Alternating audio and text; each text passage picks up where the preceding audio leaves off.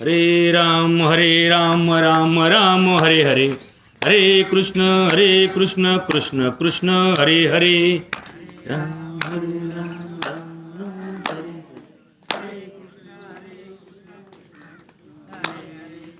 राम हरे राम राम राम हरे हरे, हरे कृष्ण कृष्ण कृष्ण हरे हरे,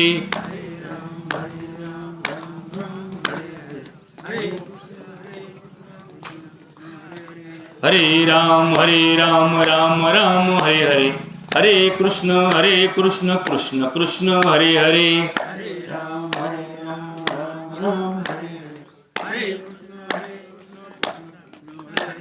हरे राम राम राम हरे हरे, हरे कृष्ण कृष्ण कृष्ण हरे हरे,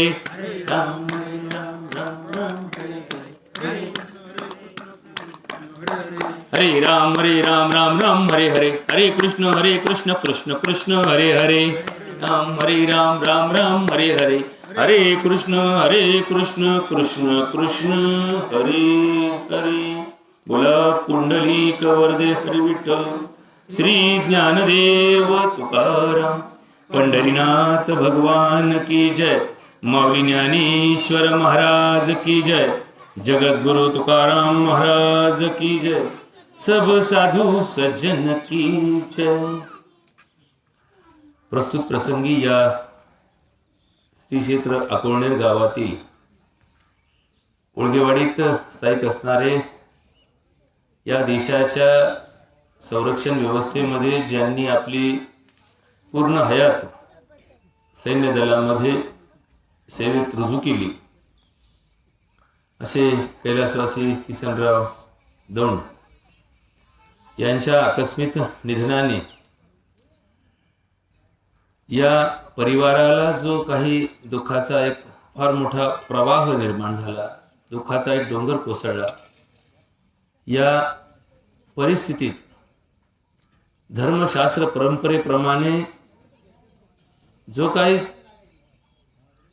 पारंपरिक कार्यक्रम आपण प्रत्येक आत्म्याच्या सद्गतीसाठी, या जीवनाच्या मरणोत्तर प्रवासासाठी ठेवतो, त्यातील एक दशक्रिया विधी आहे.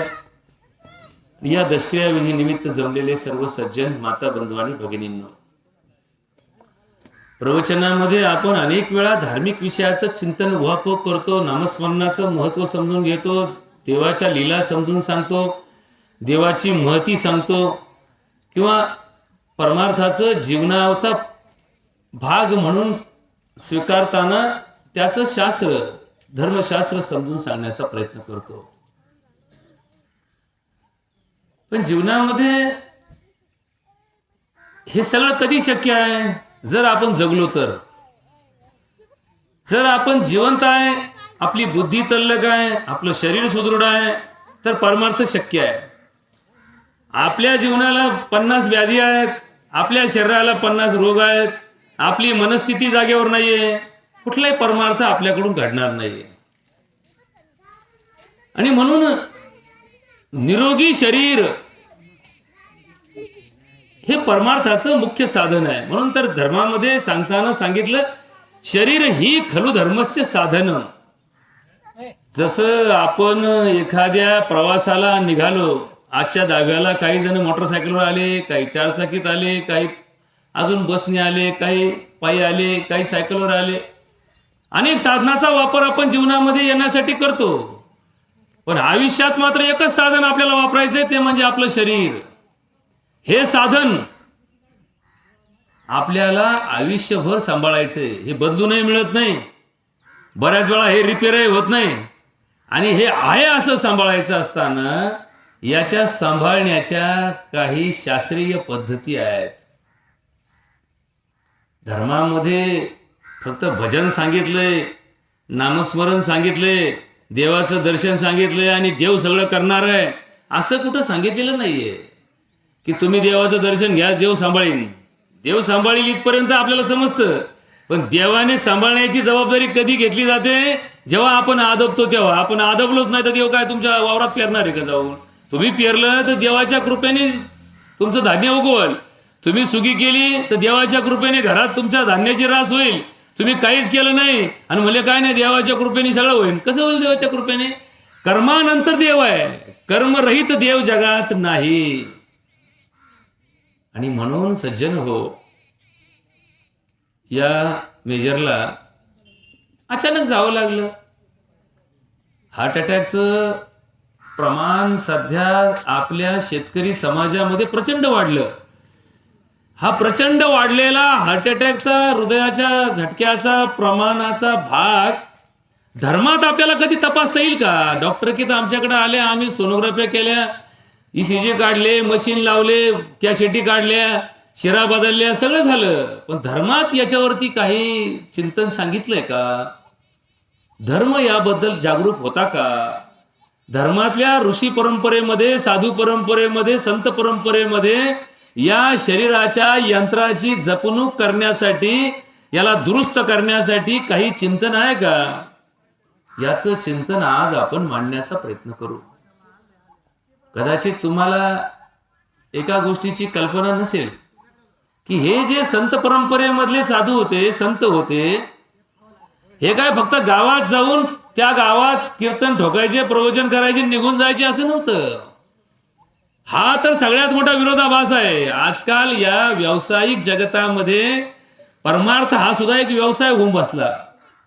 त्या काळात एखाद्या गावामध्ये ज्या वेळेस तुकाराम महाराज जायचे तर ते गेल्यानंतर त्या गावात कीर्तनाच्या नंतर त्या गावात बसायचे, त्याच्या आधी बसायचे आणि त्या गावातल्या समस्या काय आहे, त्या गावातले वाद काय आहे, त्या गावातल्या अडचणी काय आहे, त्या लोकांना दुःख काय आहे, त्या लोकांना आजार काय आहे, याबद्दल त्याच्यावर चिंतन करायचे आणि लोक त्यांना विश्वासाने या सगळ्या समस्या सांगायचे.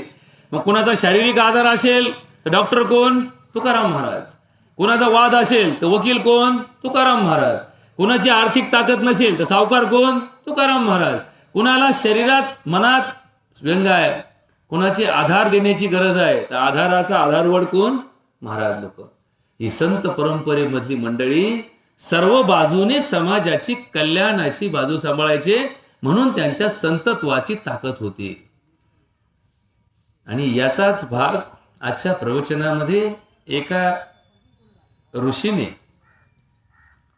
बघा का, हे कदाचित तुम्हाला पहिल्यांदाच प्रवचनात ही गोष्ट समजून घ्यायची वेळ आली असेल की आपल्या मतलबाचं काही परमार्थात आहे हे आपल्याला कधी माहीतच नसतं. आपण फक्त एकच धोपट मार्ग धरतो, देवाचं नामस्मरण करा, देवाचं भजन करा, देव कल्याण करील. पण हे आपण कधीच विसरता कामा नये की देव त्याचंच कल्याण करतो जो कर्म करतो. कर्मरहित भजन, कर्मरहित सत्संग माणसाला कधीच फळ देत नाही. बिगर पेरता वर्षातून 10 वेळा जरी पाळ्या घातल्या तरी त्या वावरात काय उगणार नाही, कारण तुम्ही त्यात बीज पेरलं नाही. जोपर्यंत तुम्ही तिथं बीज रोपण करत नाही तोपर्यंत काही उगवणार नाही. भले मग एखाद्या वावर गबाळाचा असेल आणि त्याच्यात तुम्ही पेरलं तर रुपया 4 का होईना पीक येणार आहे. पण तुम्ही स्वच्छ करण्याच्या नादात 50 वेळा त्याला स्वच्छ केलं आणि बीज पेरलं नाही तर त्या वावरात काही येणार नाही. या शरीराच्या बद्दल जागरूक असणाऱ्या आमच्या संत परंपरेमध्ये अनेक अभंगामध्ये या शरीराचं दाखले देऊन चिंतन सांगितलेलं आहे. ना शेवंत देह जाणार सकळ, आयुष्य खातो काळ सावधान. म्हणजे हे जगणं आणि मरणं याचं चिंतन सांगितलेलं आहे. आणि म्हणून सज्जन हो, आजच्या प्रवचनामध्ये हार्ट अटॅक म्हणजे काय आणि हार्ट अटॅक येणाऱ्या माणसाने आपल्या आयुष्यात डॉक्टरी इलाजाबरोबर, बघा बरं का, वाक्य लक्षात ठेवा, डॉक्टरी इलाजाबरोबर व्यक्तिगत काय करता येईल याचं चिंतन सांगताना एका श्लोकामध्ये एका ऋषीने सांगितलंय. काय सांगितलंय? तन महता महामूला ओजहा परिरक्षता परिहार्या विशेषेण मनसो दुःख हेतवाह हृद्यम यत औषधम स्रोतसम तत् प्रसादनम ततो प्रशमनी कार्य क्रिया सर्वे न जानता. बघा आता हे जर तुम्ही समजून घेतलं ना तर कदाचित तुमच्या आयुष्याला पूर्ण कलाटणी मिळेल. समजून घेण्याची गरज आहे. आमच्याकडे आम्ही पाणी उपसण्यासाठी मोटारी बसवतो. आता काही लोकांच्या मोटारी तर त्यांना वायरिंग आहे, मीटर आहे, मीटर नंतर कपॅसिटर आहे, कपॅसिटर नंतर फ्युजा आहे, फ्युजानंतर अजून एक प्रोटेक्शन आहे, आणि मग मोटरला करंट आहे. कितीही काय झालं तर त्यांच्या मोटरी लवकर जळत नाही. आणि काही काहींच्या मोटरी काय त्यांना स्टार्टरच नाही, डायरेक्ट 3 आकडे टाकायचे आणि चालून द्यात. दान काय झालं काय नाही म्हणले, चालू आहे मोटर, चालू आहे मोटर. मग जर या 2 प्रक्रिया सारख्याच आहेत, दोघांच्या मोटरी चालतात, दोघांच्या मोटरीतून पाणी बाहेर येतं, पण फरक एकच आहे, ज्यांनी ही यंत्रणा उभी केली त्याची मोटर एकाएकी जळत नाही. किती काय होऊ द्या, पार फ्यूजला फ्यूज चिटकू द्या, नाही तर सिंगल फेज होऊ द्या, नाही तर पार धूर निघू द्या तिकडे दिपीचा, पण त्याची मोटर जळत नाही, कारण त्याने एवढं मध्ये संरक्षण व्यवस्था टाकली. आणि त्याच्या उलट ज्यांनी आकडे टाकले त्याचा आकडा थोडा हल्ला तरी मोटर जळत येते. म्हणतो सगळ्याच्या मोटरी चालू, माझी एका जळाली, म्हणजे वारं आलं, एक आकडा हल्ला, एक फ्यूज करंट भेटला नाही, मोटर जळाली. म्हणजे शेवटी हे वापरण्याच्या पद्धतीवर साधनं अवलंबून असतात. जशा गाड्या काही लोक जपून वापरतात, त्यांच्या बरेच दिवस टिकतात. काही लोकांचे 6 महिने टायर उघडून जातात. का? प्रवास तेवढाच आहे, वापरण्याची पद्धत चुकली की त्याची मर्यादा कमी होते, त्याचं जीवनमान कमी होतं. जे 10 वर्ष चालायचं ते 5च वर्षात खलास होतं. तसा हा देह हे सुद्धा काय आहे, एक यंत्र आहे. हे यंत्र आहे. हा देह हा एक स्वतंत्र विषय आहे आणि तुम्ही आम्ही स्वतंत्र विषय आहे. आमच्या देहात असणारा आत्मा म्हणजे आम्ही आहोत, पण देह हे आमचं यंत्र आहे, साधन आहे. हे आमच्याकरता एक गाडी म्हणून जीवनाच्या प्रवासातली ही गाडी आहे. आता ही गाडी आहे तर मग तिला वापरायची पद्धत असं ना, जसं एखाद्या माणसाने एखाद्या शोरूम मधून एखादी गाडी विकत आणली तर त्याच्या संग एक पुस्तक येतं. आता पुस्तक कोणी वाचित नाही, ते फेकून देतात लोक, ते पुस्तकाला कधी हात लावला नाही. पण प्रत्येक गाडी विकत घेतल्यानंतर एक पुस्तक येतं, त्या पुस्तकात लिहिलं असतं की याचं इंजिन इतक्या हॉर्सपॉवरचं आहे, याचा टायर एवढ्या जाडीचा आहे, याच्या टायरला एवढी नक्षी आहे, याच्या टायरमध्ये एवढी हवा पाहिजे, पुढच्या टायरमध्ये एवढी पाहिजे, मागच्या टायरमध्ये एवढी पाहिजे, इतक्या महिन्यांनी याचं तेल बदला, इतक्या महिन्यांनी याच्यामध्ये ऑइल टाका, इतक्या महिन्यांनी याचा फिल्टर बदला. हे सगळं त्याच्यात लिहिलेलं असतं. आणि तसं करणाऱ्या माणसाला जर तंतोतंत वापर केला तर 10 वर्षांनी सुद्धा गाडी शोरूम मध्ये घेतल्यासारखी दिसते. आपण काय आल्यानंतर फक्त एकच करतो, धोपटून वापरायची, आणि मग ती 2 वर्षातच त्याचा खिळखोळा होतो. लोक म्हणजे काय कंपनी भांगारे, आता कंपनी कायची भांगारे, आपण भांगारे, त्याला कंपनी काय करणार आहे. आपल्या शरीराला आपल्या हाताने आपण खिळखिळा करतो आणि परत म्हणतो काय देव भांगारे, मी रोज पूजा करतो, रोज भजन करतो, तरी माझा रोग हटाना. तुझ्या रोगाचा देवाशी काय संबंध आहे. तू ज्याचं वापर जीवनामध्ये करावा, जे शास्त्र तू जाणावं, ज्याची पद्धत तुला सांगितली ती न वापरावी, आणि परत दुसऱ्यावर ढकलून मोकळं व्हावं की मी एवढा देवदेव करतो, मी एवढी एकादशा धरतो, तरी माझी वाल नीट व्हायना, तरी माझी झडप नीट व्हायना, तरी माझं बीपी कमी व्हायना, तरी माझी शुगर कमी व्हायना. आता भजनाचा आणि शुगरचा काय संबंध आहे. भजन देवाचं आहे, शुगर शरीराची आहे. शुगर काय अशी काय कारखान्यातून त्याच्याकडे पाईपलाईन टाकली का. जवळ तुझ्या तोंडात जात नाही तोवर तुझ्या पोटात जात नाही. तुझ्या पोटात गेली नाही तर तुझ्या अंगात वाढायला काय तुझ्या जगाच्या पाठीवर काय चमत्कारी घे का. नाही तर लोकांनी तुमच्या जीवावर कारखाने टाकले असते, म्हणले आता याला शुगर झाली, असे 5-50 डायबिटीस वाले गोळा केले असते म्हणजे पोते तयार करायला लागले. म्हणजे कशातून कुठून आणली साखर, म्हणजे डायबिटीस वाले गोळा केले. असं होत नाही. चिंतन लक्षात घ्या की प्रत्येकाचं कारण आहे, विनाकारण जगात काहीच नाही. याचं उत्तर देताना सांख्यशास्त्रकार, या हिंदू धर्मामध्ये एकूण 12 शास्त्र आहेत. परंपरा लक्षात घ्या, 12 शास्त्र आहेत. या 12 शास्त्रापैकी 6 शास्त्र हे वेद प्रमाण मानणारे आस्तिक शास्त्र म्हणून सांगितलेले आहेत. त्याच्यापैकी आद्य शास्त्रकार आहेत सांख्यशास्त्रकार. कपिल मुनींनी ज्या ग्रंथातून या जगाची मांडणी सांगितली, या जगाची उत्पत्ती सांगितली, जे शास्त्र सांगितलं, अशा शास्त्राच्या रचनेप्रमाणे 6 आस्तिक शास्त्र आहेत. सांख्यशास्त्र, न्यायशास्त्र, वैशेषिक शास्त्र, योगशास्त्र, पूर्वमीमांसा शास्त्र, उत्तर मीमांसा शास्त्र. म्हणून तर आपल्याकडे हरिपाठात आपण फक्त म्हणतो, आपल्याला फक्त एवढंच माहिती आहे, चौवेद जाणं, 6 शास्त्र कारण. या कारणाचा शोध कुठे लागला, या 6 शास्त्रामध्ये लागला. आणि जगाचं ज्ञान कोणाला झालं तर 4 वेदांना झालं. या परमार्थाचं, या ब्रह्माचं, या ब्रह्मांडाचं ज्ञान ज्या शास्त्रात केलं त्यांना वेदशास्त्र म्हणतात. ब्रह्म म्हणजे काय, ब्रह्मांड म्हणजे काय, ब्रह्मा म्हणजे काय, ब्रह्म म्हणजे काय, ब्रह्मन म्हणजे काय, ब्राह्मण म्हणजे काय, याच्या व्याख्या ज्याच्यामध्ये विस्तृत दिलेल्या आहेत याचं शास्त्र म्हणजे वेदशास्त्र आहे. कुणी जातीने काही होत नाही, कोणाच्या घरात जन्माला या म्हणून तुम्ही ते त्या वंशाचे असाल, परंतु तो गुण तुमच्यात असेल तरच त्या गुणाने तुमची कर्मभूमी, तुमची कार्यपद्धती ठरली जाते. असो, त्यावर चिंतन नाही. आजच्या प्रवचनात आपण घेतलेला विषय हा या हृदयाच्या बाबतीमधला विषय आहे. हे हृदय आपण म्हणतो हा हलक्या काळजाचा आहे, आपण म्हणतो हा निबार काळजाचा आहे. एखाद्याला तुम्ही त्याच्या देखत किती धोकटून शिव्या द्या ते आपला शांत बसून असतो, आणि एखाद्याकडे फक्त वाकड्या नजरेने बघा त्याची लगेच धडधड वाढते, ठक ठक ठक ठक ठक ठक. ते म्हणतो मला भीती वाटल्यासारखी झाली, माझे ठोके वाढायला लागले. याचा अर्थ या मशीनचा संबंध ऐकण्याशी, बोलण्याशी, वागण्याशी आहे. हे मशीन जे आहे ना, हृदयाचं मशीन, या हृदयाच्या मशीनला असं एक कपॅसिटर जोडलेलं आहे, अशी एक यंत्रणा जोडलेली आहे की जी तुमच्या श्रवण यंत्राशी, जी तुमच्या बोलण्याशी, जी तुमच्या पाहण्याशी जोडलेली आहे. एखादा भीतीदायक गोष्ट पाहिली, वाघ पाहिला तर आपल्या छातीत धडकी भरते. आता जर तुम्हाला मिशन लावली एखाद्या हाताला तर लगेच ठोके धडधड धडधड पडत येतात. फक्त पाहिल्याने ते वाघ काय तुमच्या अंगावर धावून नाही आला, त्याची तुमची काही लढाई चालू झाली नाही, त्याच्याकडे पिंजरा आहे, त्या पिंजऱ्याच्या आतमध्ये कोंडलेला आहे, तो बाहेर येणार नाही तुम्हाला खात्री आहे. फक्त त्याला पाहिल्या तुमच्या अंगात धडकी भरते. याचा अर्थ तुमच्या दर्शनातून, तुमच्या डोळ्यातून जी गोष्ट तुम्हाला ज्ञात झाली, ज्याचं ज्ञान झालं, त्या ज्ञानाचा परिणाम तुमच्या अवयवावर, इंद्रियावर होतो. ही अशा प्रकारची यंत्रणा.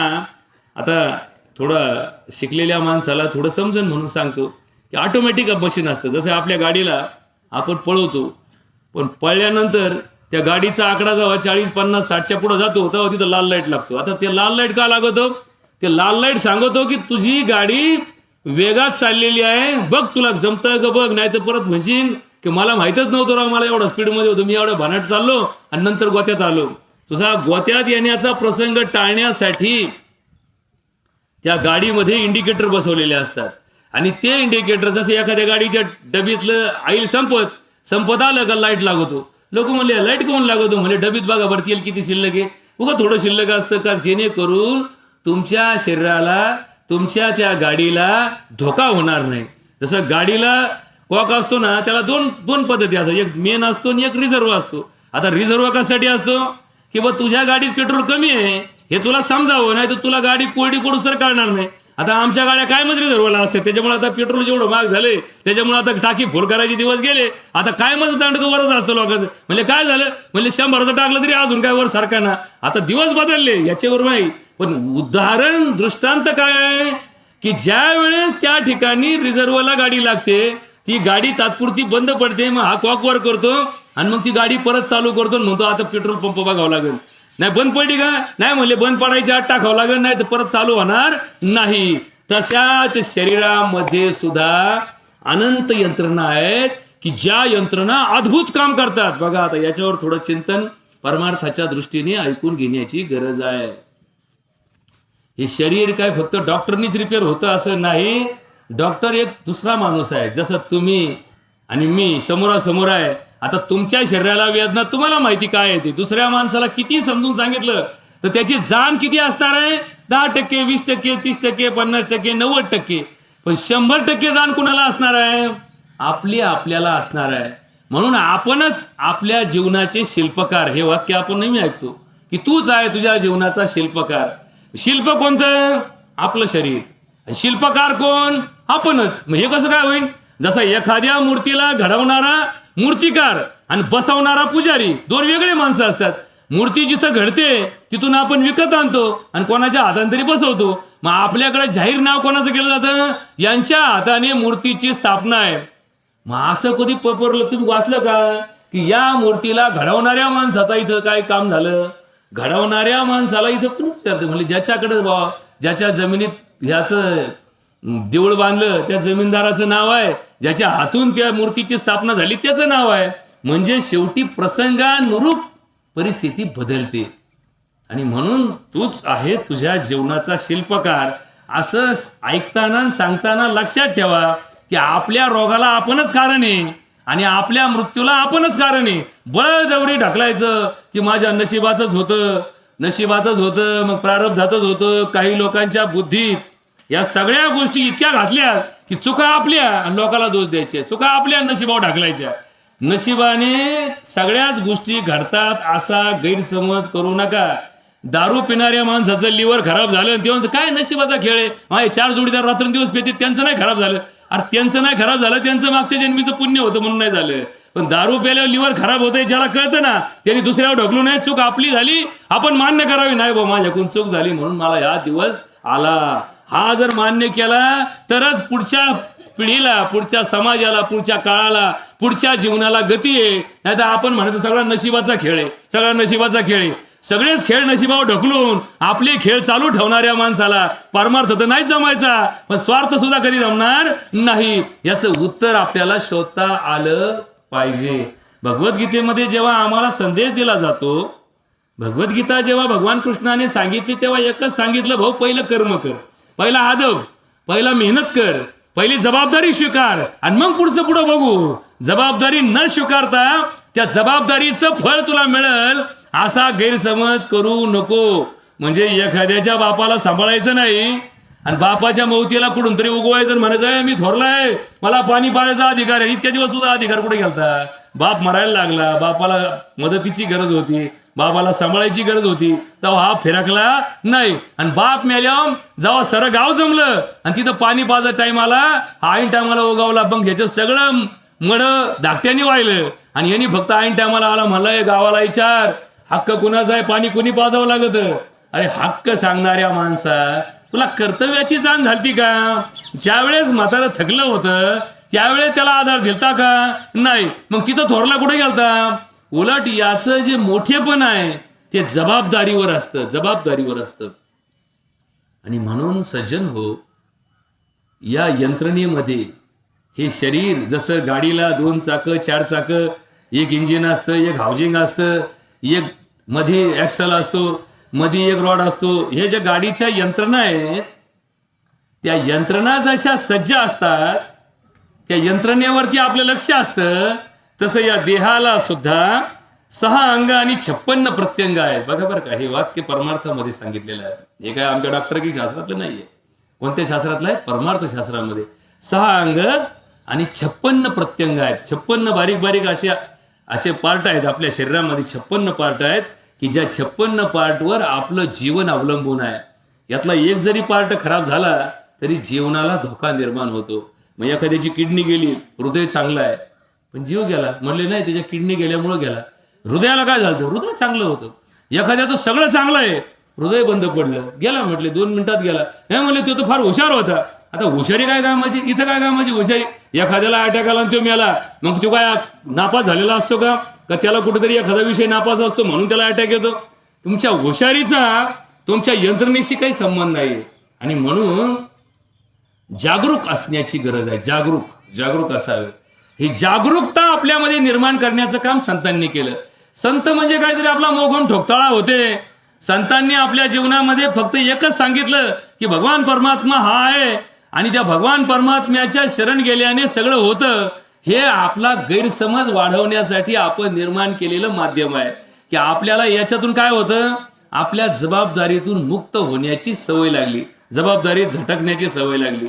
जसं एखादा बैल नवीन झोपला का तो तिथं ज्यूस सांडतो का?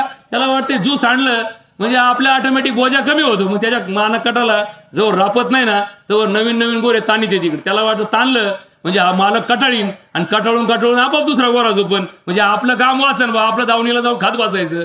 पण जेव्हा त्याच्या लक्षात येतं उलटा आपण जितकं ताणितो तेवढा मालक आपल्याला सटकूत काढितो आणि मग ज्या टायमाला 2दा-3दा फटके खातो ते नीट सुतात चालत. नीट जवळ त्याला कासरा ओढीत नाही तवर ते थांबत नाही, जवळ त्याला सोडित नाही तवर ते जोवर भार आपल्या खांद्यावरचा काढीत नाही, तवर ते शेवळा मोडीत नाही. का? कारण सुरुवातीला त्याला वाटतं की आपण थोडं वाकडं तिकडे केलं की आपल्याला कटाळून आपल्याला आपोआप कामातून मुक्त करतील, कार्यातून मुक्त करतील.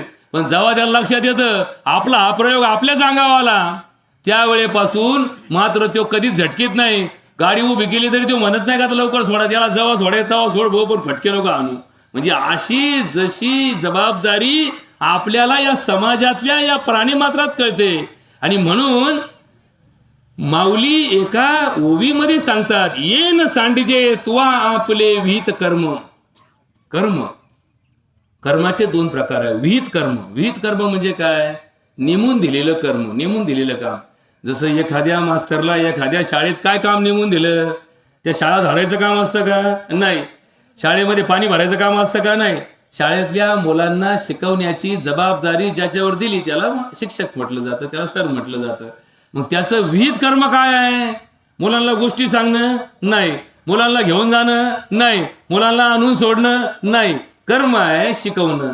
मग ते शिक्षण व्यवस्थेमध्ये जे जे विषय त्याच्याकडे आहेत ते विषय तळमळीने, पोटतिडकीने, आत्मसमर्पणाने, पूर्ण ज्ञानाने आणि पूर्ण शक्तीने शिकवणं हे त्याचं विहित कर्म आहे.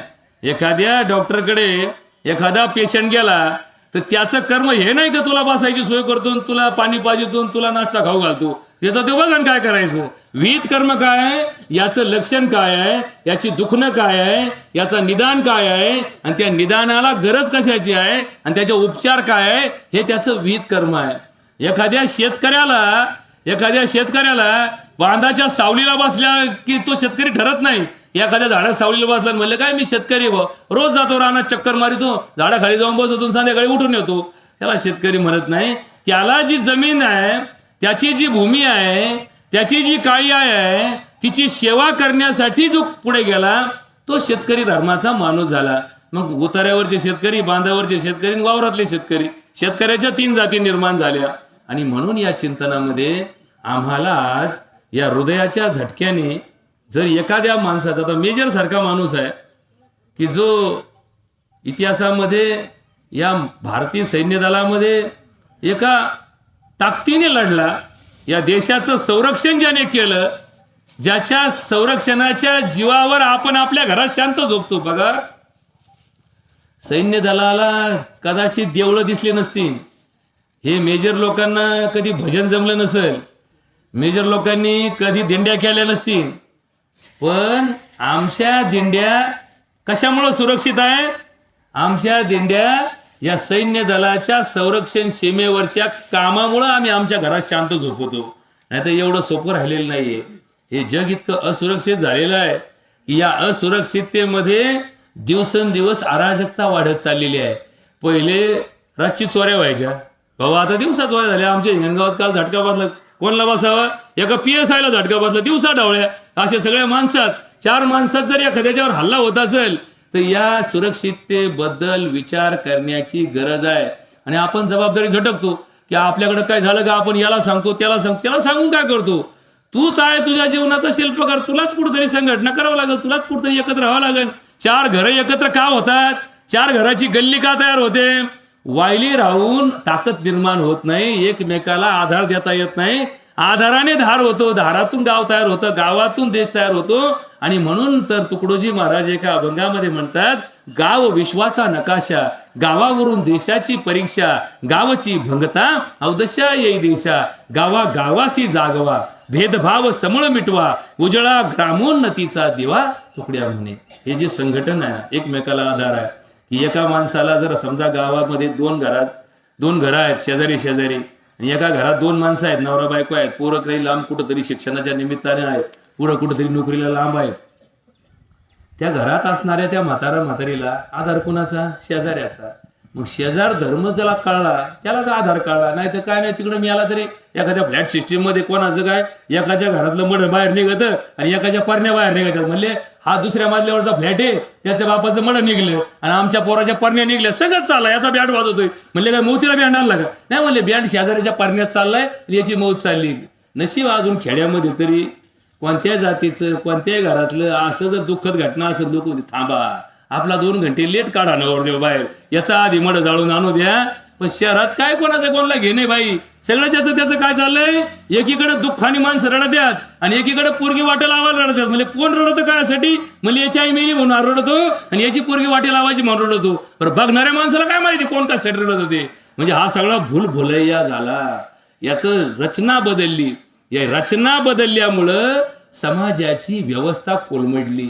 समाजाची व्यवस्था एकमेकाच्या आधारावर, एकमेकाच्या संगतीवर. जसं एखादं कीर्तन उभं केलं म्हणजे काय, फक्त कीर्तनकारावर ते कीर्तन उठत नाही. त्याचा गायक कसा आहे, त्याचा मृदुंगमणी कसा आहे, त्याचा वादक कसा आहे, त्याचा भजनी कसा आहे, त्याचे टाळ कसे वाजतात, या सगळ्यांवरती त्या भजनाचा रंग अवलंबून आहे. त्या भजनाचा, त्या कीर्तनाचा रंग कशावर ठरतो, या सगळ्या सातसंगतीवर ठरतो. कोणा एकाच्या जीवावर कधीच कोणता कार्यक्रम उठत नाही. ही सगळा मेळा आहे. हा वैष्णवांचा काय मेळा आहे. मी म्हणलं मी एकटा वैष्णव आहे, त्याला मेळा म्हणत नाही. एकटा वैष्णव जगात नाही. हा वैष्णवांचा मेळा आहे, वैष्णवांची मांदियाळी आहे. विष्णुमय जग वैष्णवांचा धर्म, भेदाभेद भ्रम अंग अमंगळ. ऐका जी तुम्ही भक्त भागवत, कराल जे हित सत्य करा. खरं करा, नाही तर उघड डुप्लिकेट नाही. मी माळकरी आहे लोकांची लुटितो, घरं लुटितो, लोकांच्याकडे वासनीने बघतो, लोकांच्या प्रॉपर्ट्या दाबीतून परत म्हणतो मी माळकरी आहे, मी माळकरी आहे, मी भगवंताचा भक्त आहे. असं असतो काय? ते चव घालायचं काम आपल्या हाताने आपण करतो. वारकरी का सज्जन आहे, पण आमच्यातले 2-4 लोक काहीतरी उलटे करून चुक करतात आणि आपल्या सगळ्यांची बदनामी या वारकरी संप्रदायाची अशा काहीतरी चुकीच्या कारणामुळं घडते. लक्षात ठेवा सज्जन हो, विषय असा आहे, या श्लोकामध्ये सांगितलेलं आहे, तन महता महामूला ओजहा परिरक्षता. हे शरीर अन्नावर जगतं, इथपर्यंत तुमचं ज्ञान आहे. हे शरीर पाण्यावर जगतं, इथपर्यंत तुम्हाला माहिती आहे. हवेशिवाय माणूस जगू शकत नाही, हे तुम्हाला माहिती आहे. पण तुम्हाला हे माहित नाही की या जगाचा इतका मोठा चमत्कार आहे की या पावसाळ्यापासून पुढच्या पावसाळ्यापर्यंत हे बेडकं जमिनीखाली राहतात. काही खात नाही, काही पित नाही. 7-7, 8-8 महिने हे जगतात कसे. हा चातक पक्षी भाऊ, चातक पक्षी तर आपण म्हणतो ज्याला पक्ष्याला अन्न ठेवा, पक्ष्याला पाणी ठेवा. घरटे उन्हाळ्यामध्ये लोक पेपरला जाहिरात देतात का या आपल्या माळावरती कुठेतरी वाट्या ठेवा, वाट्यात पाणी ठेवा, पक्षी जगतील. हा चातक पक्षी जन्माला आल्यापासून मरेपर्यंत फक्त पावसाचं पाणी पितो. फक्त पाऊस आला का ते तोंड उघडतं, पावसाचं पाणी ते तोंडात पडतं. तो जगात कुठल्याच पाणवठ्याला शिवला नाही. कुठलंच नळाचं पाणी, विहिरीचं पाणी, कुठल्याच तळावाचं पाणी, कुठल्याच किटीचं पाणी त्यांनी पिलं नाही. तो पक्षी फक्त एकच पाणी पितो, तो फक्त पावसाच्या पडणाऱ्या पाण्याचं. मग पाऊस पडला नाही तर सगळे चातक मेले का? नाही, पिढ्यानपिढ्या पोषणवंश जन्म आहे. आणि म्हणून या जगात हे जग लोकांच्या वाटोळ्यासाठी निर्माण झालं नसून जगाच्या कल्याणासाठी निर्माण झालेलं आहे. याच्यावर पहिल्यांदा भरोसा ठेवा. म्हणजे देव काही एकाएकी सगळ्या गोष्टी निर्माण होत नाही. आपल्याला जरी वाटलं की एका क्षणात अटॅक आला, बघा बरं का, खूप आता महत्वाचं वाक्य तुमच्यापाशी मांडतो. लोक म्हणले अहो ते जेवत होता, जेवता जेवता ते म्हणलं कस तरी होतं, बस तांब्या मला म्हणलं थांब पाणी पे, पाणी तांब्या आणता आणता गेला म्हणले. आता तुम्ही सांगा, एखाद्या गाडीचा टायर घासून घासून घासून फार उगाळला आणि चांगल्या वाटाला टायर फुटला, लोक मग त्याच्यावर वाट तर चांगली होती राव, टायरनी धोका दिला. टायरनी कसा धोका दिला? टायर इतक्या वर्ष वापरला, त्या टायमाला टायर रोज बनायचा. हो आता हे सगळं घसरतोय, ब्रेक लावला घसरतोय.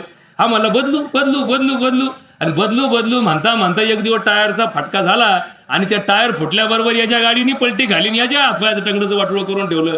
एका टायरमुळे याचं काय झालं, वाटोळ झालं. तेच जर यांनी योग्य वेळी बदलला असता. तसं शरीरामध्ये प्रत्येक अवयवाचे काही काही इंडिकेटर असतात, काही काही इंडिकेटर असतात की हे असं असेल तर ते तसं असतं. याचं सगळ्यात जवळचं उदाहरण हार्ट अटॅकच्या बाबतीमधलं ऐकून घ्या. आता आपण जिवंत आहेत हे तर सगळ्यांना माहिती, इथं कोणी डेड बॉडी आलेलं नाही, सगळे जिवंत आहेत. आपलं हृदय चालू आहे. मग हे हृदय बंद पडू नये. तुमचं आमचं हृदय का प्रत्येकाला डॉक्टर लगेच भेटतो असं नाही. डॉक्टरला सुद्धा डॉक्टर लवकर भेटायचं नाही. उद्या जर आमच्या सारख्याला अटॅक आला तर काय आम्ही आमच्या हाताने काय कार्यक्रम राबवू शकत नाही. आम्हाला भेटूच तर आम्ही मारायचो. अनेक ठिकाणी या यंत्रणा योग्य वेळी मिळत नाहीत आणि म्हणून जगामध्ये भारतासारखे मृत्यू इतर देशात होत नाही. बघा आपल्या देशामध्ये हायवेला पेट्रोल पंपाची संख्या भरपूर आहे. इथं एक एक फाट्यागणी एक एक पेट्रोल पंप आहे. प्रत्येक पेट्रोल पंपावरती हवा भरण्याची सोय आहे. प्रत्येक पेट्रोल पंपावरती काच पुसायची सोय आहे. बघा बरं का, समजून घ्या विषय काय आहे.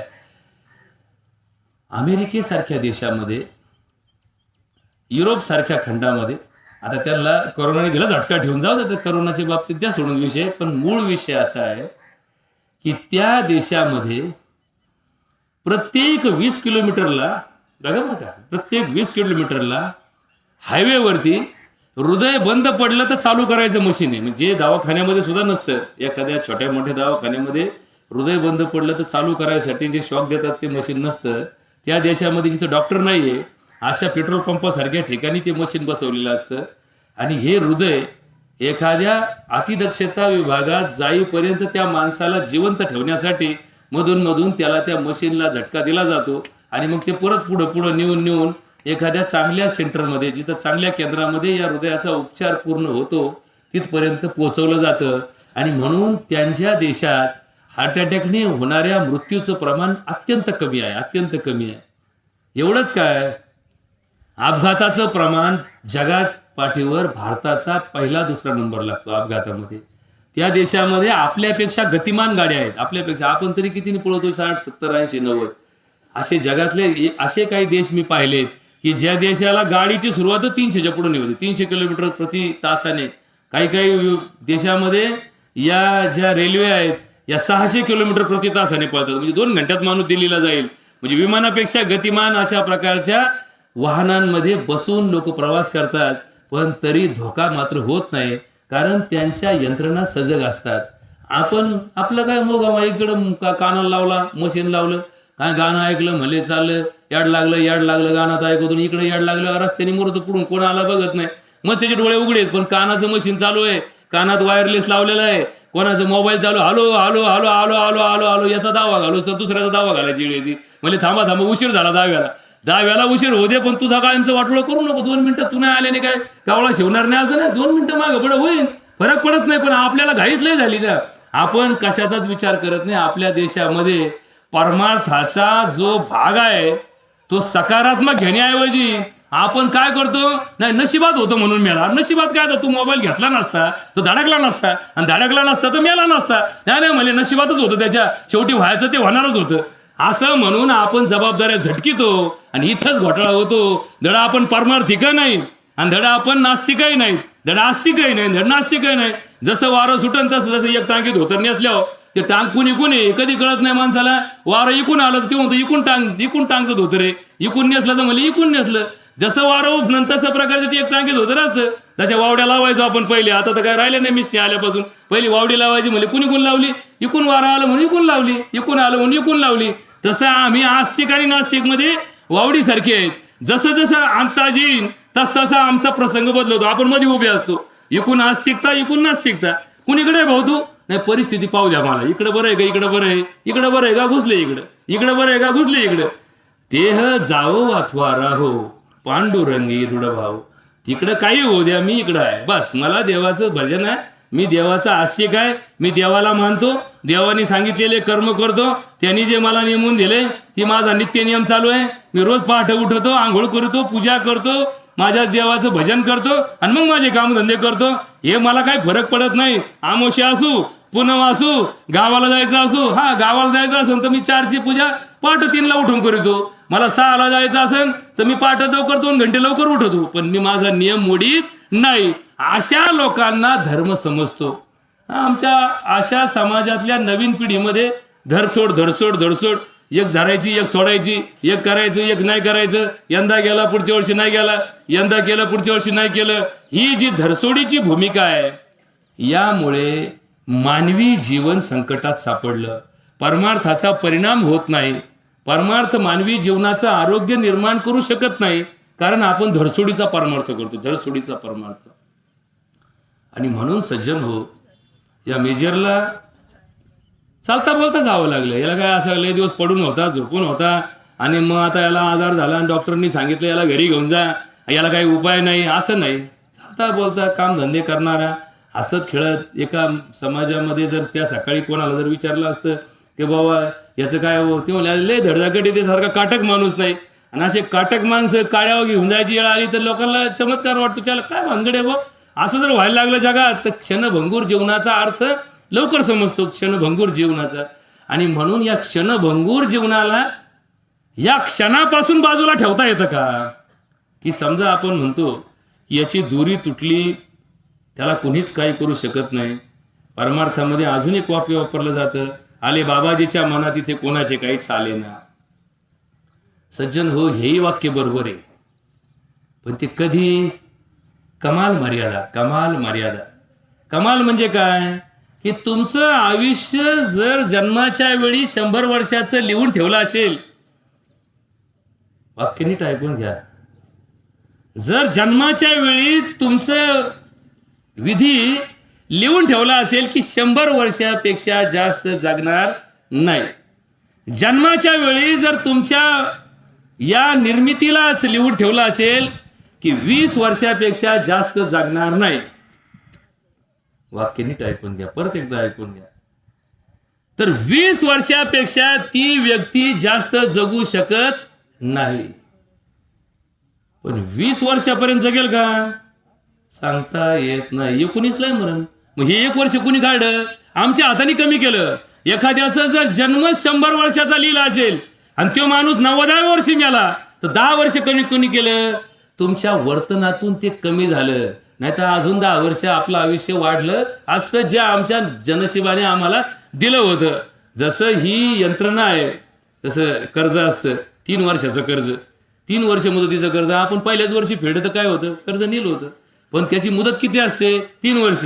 3 वर्ष त्याला चक्रवाढ व्याज लागत नाही. 3 वर्ष त्याच्यावर दंड कारवाई केली जात नाही. 3 वर्षात जर तुमचं त्यांनी भरणं नाही झालं तर मग त्याच्यावर दंड कारवाई चालू होते. तशी या जीवनाची मुदत आहे, ती कमाल मुदत आहे. किमान नाही, किमान तर काय, आता जरी काही बॉम्बस्फोट झाला एका दिवसात एका क्षणात होत्याचं नव्हतं होतं. बघितलं आपण परवा दिवशी एका ठिकाणी एका अशा साधक मंडळी एका बसमध्ये गेली आणि ती बस दरीत कोसळली. त्या दरीत कोसळल्यानंतर एकाच टायमाला बसमध्ये बसणारे सगळे सज्जन माणसं, सगळे चांगले माणसं, सगळे भाविक माणसं, सगळे जवान माणसं, तरुण माणसं, निरोगी माणसं एका क्षणात होत्याचे नव्हते झाले. त्यांचे अजून प्रेत सापडले नाहीत.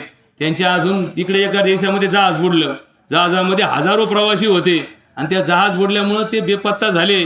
त्यातले निम्मे सापडले नाही अजून. म्हणजे या जगात अपघाताने ज्यावेळेस परिस्थिती निर्माण होते, ती अपघात टाळून आपण थांबवू शकतो.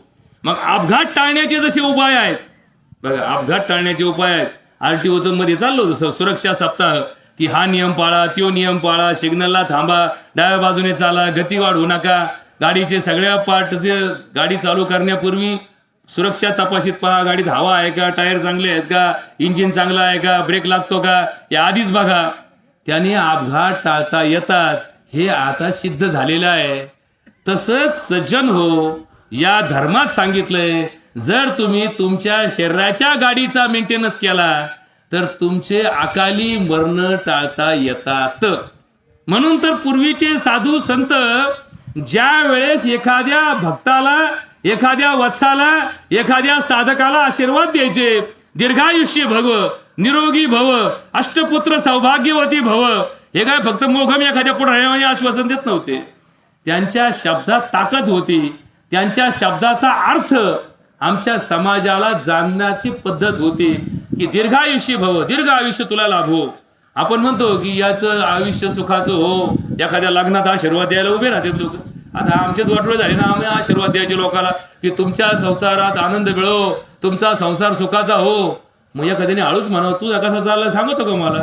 आपण काय चाललंय आपला मोघम. लोकांचे तिकडे स्वयंपाक बार गार होऊन गेलाय. त्या आचारी बिचारा बोंबाला म्हणतो, एवढ्या माणसं स्वयंपाक केला आता गार झाल्यावर कोण खायचं? नाही म्हणले चाललंय. म्हणजे आशीर्वादाच्या बाबतीमध्ये जसं आपण ठोकून आणतो, तशा प्रकारे या जगातले साधू संत नव्हते.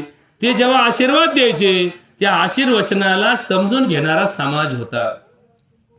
तो जागरूक असायचा. आपुलिया हिता जो असे जागता, धन्य माता पिता तयाची या, कुळी पन्या पुत्र होती जे सात्विक, तयाचा हरिक वाटे देवा.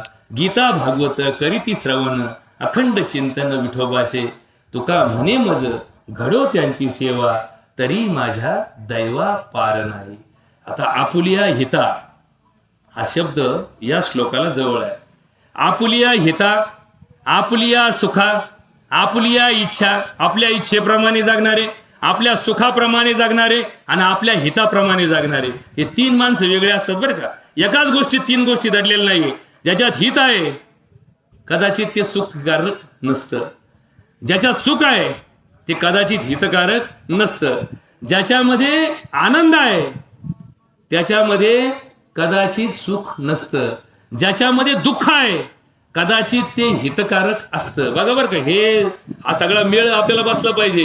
याच्यात जर मेळ बसला नाही, एखाद्या मुलीचं लग्न केल्यानंतर ती आपल्या घरून जाण्याचं दुःख आहे, पण तिच्या संसार उभा केल्याचं समाधान आहे. मग समाधान आणि दुःख एकत्र असतं. बघा बरं का, आपण म्हणतो की हा प्रसंग एखाद्या 10वीचा निरोप समारंभ असतो, हा प्रसंग सुख आणि दुःखाचा संमिश्र आहे, असे भाषण टाकतात लोक. त्याला काय, ते पोरांना बिचाऱ्यांना बाप लिहून देतो, नाही तर मास्तर लिहून देतो, मोठमोठे ठोकीतच भाषण की आजचा दिवस माझ्यासाठी आनंदाचा पण आहे, दुःखाचा पण आहे. दुःख याचं आहे की शाळा सोडून जायचं दुःख आहे. मग शाळाचा आला त्या टायमाला काय वाजत घालत आला होता का तू? त्या टायमाला 4थीतून 5वीत आला म्हणून शाळेत आला.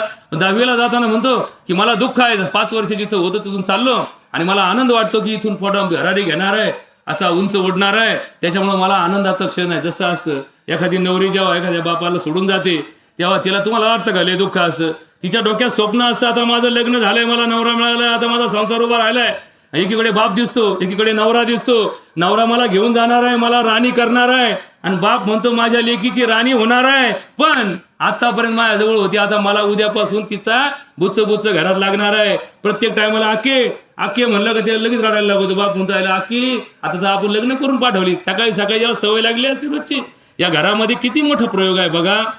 या जगात आपण या माता माऊलींना कायमच नावं ठेवीत आलो, कायमच सासुरवास करीत आलो. अरे आपलं अख्खं आयुष्य बापाच्या घरात काढल्यानंतर एका क्षणात घर बदलायला आणि दुसऱ्याच्या घरचं व्हायला हिंमत लागत. ही हिंमत या बायांमध्ये, म्हणून संसार सुखाचे चालले. असा गडी एखादा नेऊन घालून बघा बरं एखाद्या बायाच्या गावाला, आणि बघा बरं संसार कसा होतो. 4 महिन्यात कटोळून माग येईन तो, नको बा तिकडे त्याच्या आयला संन्याशी परवाडा, हे झंझट आपल्या डोक्याला नको. पण या बायांनी अख्खं आयुष्य काढलं दुसऱ्याच्या घरामध्ये, की जी आपली आई नाही तिला आई म्हणायची वेळ आली, जो आपला बाप नाही तिला बाप म्हणायची वेळ आली, जो आपला भाऊ नाही त्याला आपला नवरा म्हणायची वेळ आली. आणि दुसऱ्याच्या घरात, दुसऱ्याच्या संस्कृतीत, दुसऱ्याच्या समाजात, दुसऱ्याच्या अर्थव्यवस्थेत, दुसऱ्याच्या चालीरीतीत समरस होऊन जगायचं एवढं सोपं नाहीये. म्हणून हिला घरची लक्ष्मी म्हणतात. या लक्ष्मीला लक्ष्मीच का म्हणतात? कारण तिच्यामध्ये तेवढं सामर्थ्य आहे, तेवढी सहनशीलता आहे, आणि म्हणून आपल्याकडे देवीची पूजा केली जाते, म्हणून आपल्याकडे आईची पूजा केली जाते.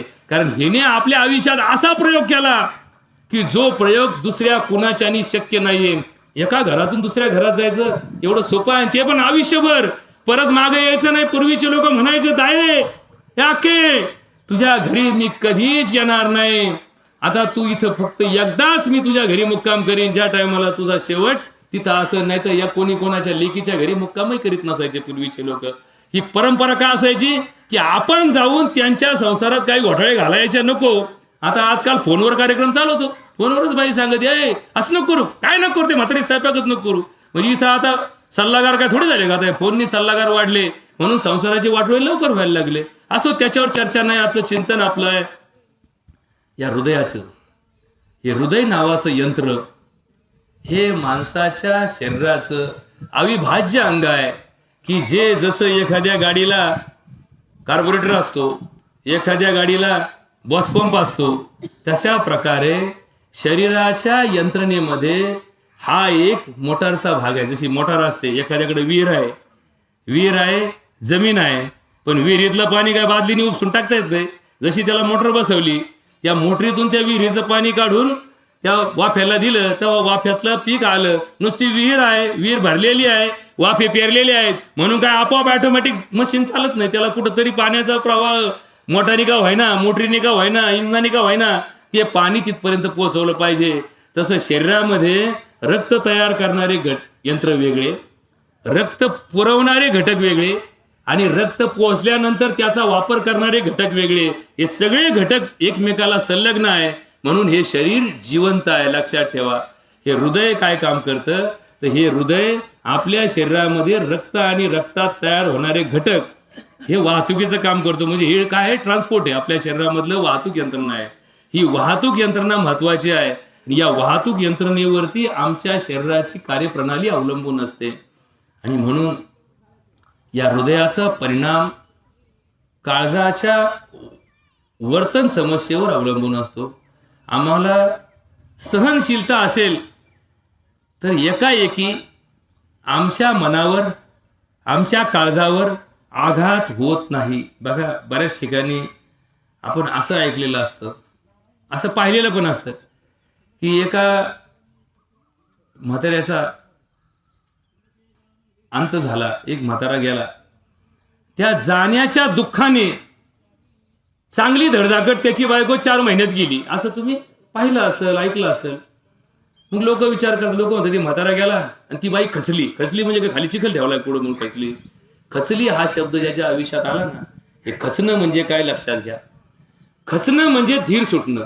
ज्याचा धीर सुटला त्याचं काळीज हलकं होतं. लक्षात ठेवा, ज्याचा धीर सुटला त्याचं काळीज हलकं होतं. ज्याचं काळीज हलकं झालं त्याच्या चेहऱ्यावरचं तेज निघून जातं, तेज निघून जातं, टवटवीपणा निघून जातो आणि त्याचं ओज कमी होतं. ओज. आता हा ओज नावाचा शब्द आपल्या ग्रंथामध्ये दिलेला आहे की एखादा माणूस बारीक असतो, वजन कमी असतं, तब्येत छोटी असते, पण त्याच्या चेहऱ्यावरती एक ओज असतं. ओज, ओजस्वी. आपण म्हणतो ओजस्वी. अशा कुठल्या साधू संतांचा फोटो लावला तर त्याच्या पाठीमागे आपण असे सूर्याची किरण काढतो. का काढतो? कारण त्याच्यापासून एक ओज आभा निर्माण करतं. आभा. आता आभा म्हणजे कसं, जसं एखाद्या लाईटीच्या खालून चाललं की आपल्याला ऑटोमॅटिक खालून जाता जाता करंट लागतो. मोठ्याले जे लाईटचे प्रवाह असतात त्याच्या खालून आपोआप कधी कधी आपल्या अंगाला असं झिंझिने आल्यासारखं होतं. किंवा एखाद्या ठिकाणी चुंबक ठेवलेलं असतं, त्या चुंबकाच्या जवळ जर एखादा धातू गेला तर तो त्याच्याकडे ओढला जातो. आपण म्हणतो अरे कुठं कुठं ओढीत, तुला कोण ओढीत आहे? पण ते चुंबकाकडे आकर्षण करण्याची ताकद असते. तशा माणसामध्ये एक आभा असते, त्याला ओज असं म्हणतात. ओज. आता थोडं जरा अवघड आहे पण समजून घ्या. हे समजलं का तुमच्या आयुष्यात कदाचित तुम्हाला सुद्धा याचा फायदा होऊ शकतो. या शरीरामध्ये 2 प्रकारचे ओज असतात. 2 प्रकारचे ओज असतात. जसं गाडीमध्ये 2 प्रकारचे ऑइल असतात, ब्रेक ऑइल आणि इंजिन ऑइल. आता ब्रेक ऑइल इंजिन ऑइलला चालतं का? नाही चालत. इंजिन ऑइल ब्रेक ऑइलला चालतं का? नाही चालत. परंतु दोघांची गरज आहे ना. जर ब्रेक ऑइल संपलं तर गाडीचं ब्रेक लागत नाही आणि इंजिन ऑइल संपलं तर इंजिन बंद पडतं. तसं या देहामध्ये 2 प्रकारचे ओज असतात. एक असतं पर ओज. आता बघा बरं का, थोडं थोडं थोडं समजून घ्या, हे फार महत्वाचं आहे. या समजण्यावर तुमच्या आयुष्याची दिशा अवलंबून आहे. कदाचित तुम्ही तुमच्या जीवनाला वाचवू शकता, तुमचं मरण टाळू शकता, हे जर तुम्हाला समजलं तर. एकाला पर ओज म्हणतात, एकाला अपर ओज म्हणतात. पर आणि अपर 2 शब्दामध्ये आहे. म्हणजे एक म्हणजे जसं पितळाचा हांडा आणि सोन्याचा दागिना. आता एक हांडा एवढा मोठा आहे पण त्याची किंमत 100 रुपये आहे आणि एक दागिना एवढा एवढा आहे पण त्याची किंमत 5000 रुपये आहे. लोक म्हणतात हे मोठं का छोटं? नाही म्हणले हे मोठं आहे पण ते भारी आहे म्हणून त्याला 5000 रुपये लागले एवढ्या एवढ्याला, आणि एवढ्या हांड्याला 200 रुपये लागले. का? कारण हा मोठा आहे पण हलका आहे. तसं या ओझ्यामध्ये 2 प्रकार आहे, हलका आणि भारी. हे हलकं ओझ जे असतं ना ते अर्ध ओंजळ असतं. किती असतं शरीरामध्ये? अर्ध्या ओंजळीचं. तरुण माणसाला ज्याची वाढ पूर्ण झाली, 18 वर्षाचं वय झालं, ज्याचं शरीर वाढलं, जो सज्ञान झाला, त्याच्या शरीरामध्ये त्याच्या ओंजळीच्या अर्ध्या ओंजळी एवढं ओझ असतं. आणि हे दुसरं जे असतं ना भारी, हे माणसाच्या आयुष्यामध्ये बघा, हे वाक्य परत एकदा ऐका. माणसाच्या आयुष्यामध्ये फक्त 8 थेंब असतं. किती असतं? 8 थेंब. या 8 थेंबावर आपलं आयुष्य चालू असतं. किती थेंबावर? 8 थेंबावर. आणि हे कुठे असतं? हे मेंदूमध्ये सहस्राधार चक्र नावाचं चक्र असतं. आता चक्र म्हणजे काय? जसे गाडीला चाकं असतात तसे आपल्या देहाला सुद्धा चाकं आहेत. किती चाकं आहेत आपल्या देहाला? आपल्या देहाला एकूण 7 चाकं आहेत. किती चाकं आहेत? 7 चाकं आहेत. हे चाकं कुठे बसवलेले असतात? या देहामध्ये बसवलेले असतात. मूलाधार, स्वादिष्ठान, मणिपूर, अनाहत, विशुद्धी, आज्ञा आणि सहस्राधार. झाले का 7? 7 नाव. या 7 चाकावरती आपला हा गाडा चालतो. आपण म्हणतो ना गाडा. हा गाडाच आहे एक प्रकारचा गाडा. पांगुळ गाडा आहे हा. पांगुळ गाडा असतो ना, पांगुळ गाडा. तसा हा पांगुळ गाडा या 7 चाकावर चालतो. हे 7 चाकं जसे आपण गाडीची, सायकलचे 2 चाकं एका चेननी एका चाकावर आपण लोड देतो आणि त्या पायडल मारला की एक चाक ढकलत, त्या चाक ढकलल्यामुळे दुसरा चाक ढकलत.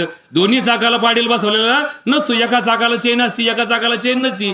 तसं या देहाला सुद्धा हा ढकलगाडा जो आहे या सहस्राधारामध्ये एक बारीक पेटी बसवलेली असते, कुपी बसवलेली असते. बघा आपण म्हणतो या राक्षसाचा प्राण त्या पोपटामध्ये होता आणि मग या लोकांनी राक्षसावरती गोळ्या घातल्या, त्याला बाण मारले, पार त्याचं मुंडकं उडवलं तर ती मरत नव्हता. मग एकाने सांगितलं की त्याचा जीव कुठे, त्या झाडावर पोपटात येईल, त्या पोपट पिंजऱ्यात येईल. मग यांनी काय केलं, काहीच केलं नाही, फक्त ते पोपटाला गोळा मारला, त्याच्याबरोबर हे राक्षस कोलमडला. बरोबर असं कथा ऐकल्या असतील किंवा कुठेतरी तुम्ही पुराण शास्त्रामध्ये असे चिंतन ऐकले असतील. तर हे जे 8 थेंब आहेत, या 8 थेंबाला जीवनाला महत्व आहे. हे 8 थेंब तुम्हाला जगवतात आणि या 8 थेंबाचं प्रमाण कसं कमी होतं, हे काय दुष्काळात आटत नाही. तुम्ही उपाशी राहिले आणि जर संपत नाही. हे संपतं कसं, ज्या ज्या वेळेस आपल्या मनाविरुद्ध कार्य घडतं, ज्या ज्या वेळेस आपल्या मनामध्ये राग, लोभ, द्वेष, मत्सर, भय हे निर्माण होतं, क्रोध, काम, क्रोध, लोभ, मद, मोह, मत्सर, भय, शोक हे ज्या ज्या वेळेस निर्माण होतं त्या त्या वेळेस याच्यामधली पट्टी बाहेर ओढली जाते आणि हे खाली गळायला लागतं, खाली गळतं. मग हे किती गळतं, एका थेंबाच्या 1/1000 भाग एका घटनेमध्ये गळतं, एका थेंबाच्या 1/1000 भाग. मग ती घटना लांबली, ती घटना लांबली का ते गळत राहतं, गळत राहतं, गळत राहतं. ती घटनेचा प्रवाह, जसं एखाद्याला माणूस गेल्यानंतर दुखवटा झाला, त्या घराला काय झाला, दुखवटा झाला. किती दिवस, 1 दिवस, 2 दिवस, 3 दिवस, 4 दिवस, 5 दिवस, 10 दिवस. किती दिवस, 10 दिवस. 10 दिवसानंतर दुखवटा ठेवायचा नाही, धर्माने सांगितलं. म्हणून तर आपला माणूस गेला ना, आपण गोड जेवण केलं. आता लग्नातही गोड जेवण करतो, दहाव्यातही गोड जेवण करतो. दोघांचा अर्थ काय की आता कवर धरून बसला, तर तुझा बाप गेला, तुझ्या संग असे जगातले लय लोकांचे बाप गेले, मग त्याने काय सगळे कामधंदे सोडून बसतले का रडत. कुठेतरी त्या दुःखाला अंत असावा. पण एखाद्या घरात घोटाळा काय होतो माहिती का, नेमका त्याचा दावा आणि भावकीचा एखादा मारावा. मग त्याचा दावा किती लांब होतो, 9 ते 10 म्हणजे 19 दिवसांनी त्याचा दावा येतो. आणि मग म्हणले आता कटाळा होतो खाला, आता कवा एकदा काय करतो. आणि परत एखादा गुतला का परत नंतर तेव्हा तुम्ही तुमचा बागा भाऊ, आमचा दावा उरकून घेतो आम्ही. का बरं उरकून घेतो, कारण दुःख सुद्धा मर्यादेपेक्षा जास्त माणसाला सहन करता येत नाही. मग ते बाप मरू, आई मरू, सख्खा मरू, कसा मरू, मर्यादा आहेत. म्हणजे जरी समाज आहे तर समाजामध्ये सुद्धा असं कवर आहे. म्हणून लोकांनी काय केलं, मोठ्या गावामध्ये बेट तोडून घेतली. काही गावाची सुताकच फिटाना, काय आडनावात एवढे बेट मोठं झालं, या सुताकच फिटाना, याचा चुलता मिळाला, त्याचा चुलता मिळाला, त्याचा चुलत भावकी मिळाली, आमच्या गावाची मग भावकीच तोडून टाकली. लोकांनी म्हणले कवर आता हे बसता, लग्नच व्हाय ना. म्हणजे लग्न धरलं, त्या आमचा बेटातला एक मिळाला. बेट जेवढे मोठाले की त्याच्यामुळे त्या बेटाला तोडल्याशिवाय पर्याय नव्हता. मी सांगायचं तात्पर्य काय, दुःख, राग आला की चेहरा लाल होतो. बघा बरं का, राग आला की चेहरा लाल होतो. त्याला काय कोणी काडी लावली का, तापवलं नाही, म्हणे लाल बुंद झाला. हा लाल होतो कारण या 8 थेंबातला, लक्षात ठेवा महाराज, या 8 थेंबातला एक थेंब, त्या थेंबातला 1/100 भाग, किती भाग, एका थेंबातला 1/100 भाग त्या शरीरामध्ये सोडला जातो. जसं आपण एखाद्याचं सरण जळत आहे आणि ते काय पेटानं धूर करायला लागलं, आपण काय करतो, मीठ फेकितो. मीठ फेकलं की काय होतं, त्याची काजळी निघून जाते आणि ते भडा पेटत. नाही तर मग काय घासलेट होती, घासलेट टाकलं का भडा पेटायला लागत. ते जसं ते घासलेट त्याला पेटवायसाठी भडका करतं, तसं हा भडका माहिती ना, जगातला भडका माहिती, पण यातला भडका तुम्हाला माहित नाही. हा भडका झाला की माणूस विचार करीत नाही कोणाशी बोलतो. मग बापाशी बोलत असला तरी चांगला आयुष्यभर म्हणता एखादीशी बापाला असा सटकवतो, कारण याचा टेम्परेचर, आपण म्हणतो टेम्परेचर आउट झालं, माझं टेम्परेचर आउट झालं. हे टेम्परेचर जे आहे ना आपलं, कशाचं, आपल्या विचारांचं टेम्परेचर, आपल्या वागण्याचं टेम्परेचर, आपल्या संयमाचं टेम्परेचर, हे या थेंबामुळं खराब होतं. हा थेंब आला की लगेच भडका होतो. आणि मग या थेंबामुळं थेंबाचं तर वाटोळं होतच, पण आपलंही वाटोळं होतं. आणि म्हणून या श्लोकामध्ये काय सांगितलं, तन महता महामूला ओजहा परिरक्षता. आयुष्यात झोपडीत राहा की महालात राहा, आयुष्यात पायी चाला का विमानात प्रवास करा, पण एक लक्षात ठेवा, रक्षण कुणाचं करा, या ओझ्याचं रक्षण करा. या ओझ्याचं रक्षण कसं करायचं, तर माणसाच्या आघाताला सामोरं जाण्याची क्षमता आघाताला सामोरं जाण्याची क्षमता जर माणसाने वाढवली तर या ओझ्याचं रक्षण करता येतं. आता कसं करायचं बघ? आता हे कसं काय? हे सगळं बोलणं झालं. मग आमचा परमार्थ काय? आम्ही देवाचं नाव का घेतो? देवाचं भजन का करतो? देवाचं चिंतन का करतो? देवाचं दर्शन का करतो? बघा बरं का, आता आता लय बारीक बाई, नीट ऐकून घे बरं का. गुडघे गेले पण मेंदू सांगू दे तुझा, घाबरू नको. लक्षात घ्या कसं करतो. समजा तुमचं कल्याण झालं, तुम्हाला काळीमध्ये 20 पोते ज्वारी झाली.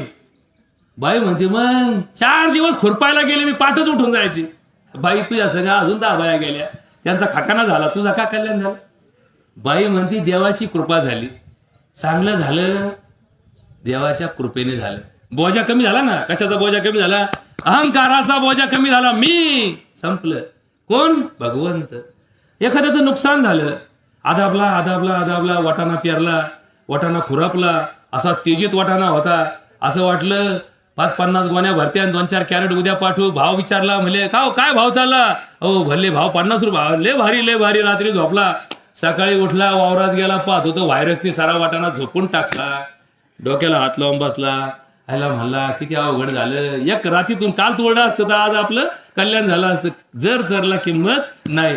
नाही म्हणला जाऊ द्या, काय फरक पडतो, एक डाव गेला आपला, काय नाही, परत लावू दे, काला पाळी घालू, दुसरा फिरू. कशामुळे झालं? काय नाही, आपल्या नशिबात नव्हतं बा. काय करणार आहे आपण त्याला? काय कोणाला दोष देता सांगा बरं? हवामान बदलल्याने दोष कोणाला देता? ज्यांनी खुरापलं त्याला दोष देता का? ज्यांनी पाणी भरलं त्याला देता का? ज्यांनी फवारा मारला त्याला देता? दोष ना कुणाचा, कुणावर दोष नाही, कुणावर बोजा नाही. येता तरी सुखे या, जाता तरी सुखे जा, कुणावरी नाही बोजा. हा बोजा आपण घेतो म्हणून आपल्या या ओझ्याचं नाश करतो. आपल्या ओझ्याचा नाश कशात आहे? आपल्या बोजात आहे. आणि म्हणून बोजा आपल्यावर घ्यायचा नसेल, अवघड विषय बरं का, सोपा नाही.